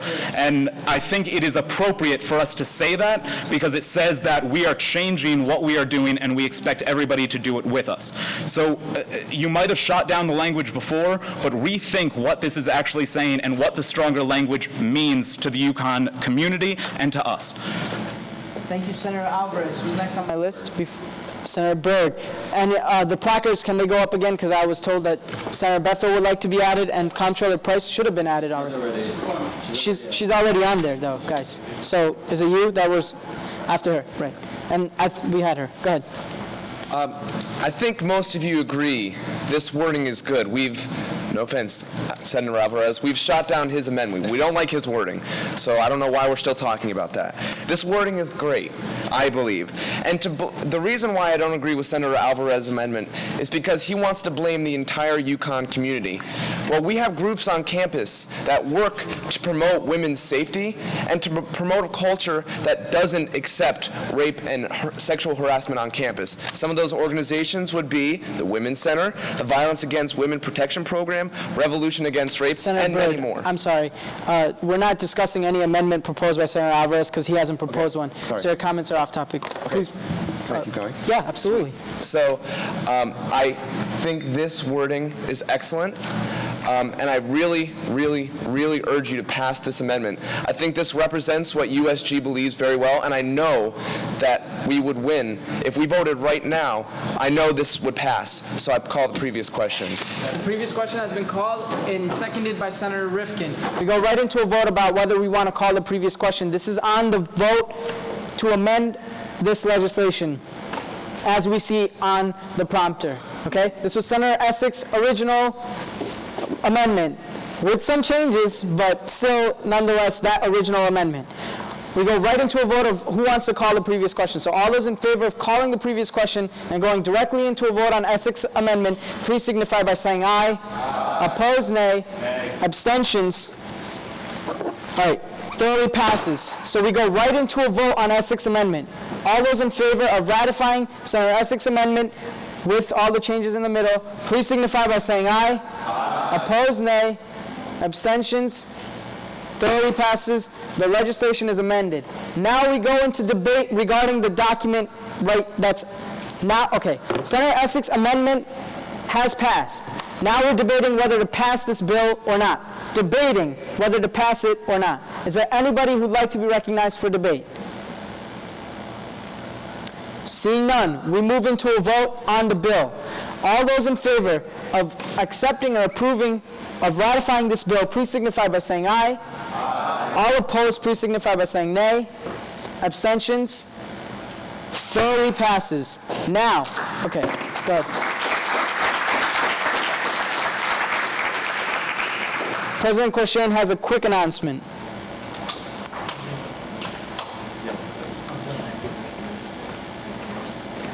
A reminder, ad hoc committee on evaluating USG's openness and inclusiveness. Second, 5 proposals by Thanksgiving. Good work tonight, everyone. Adjourned at 9:42 p.m.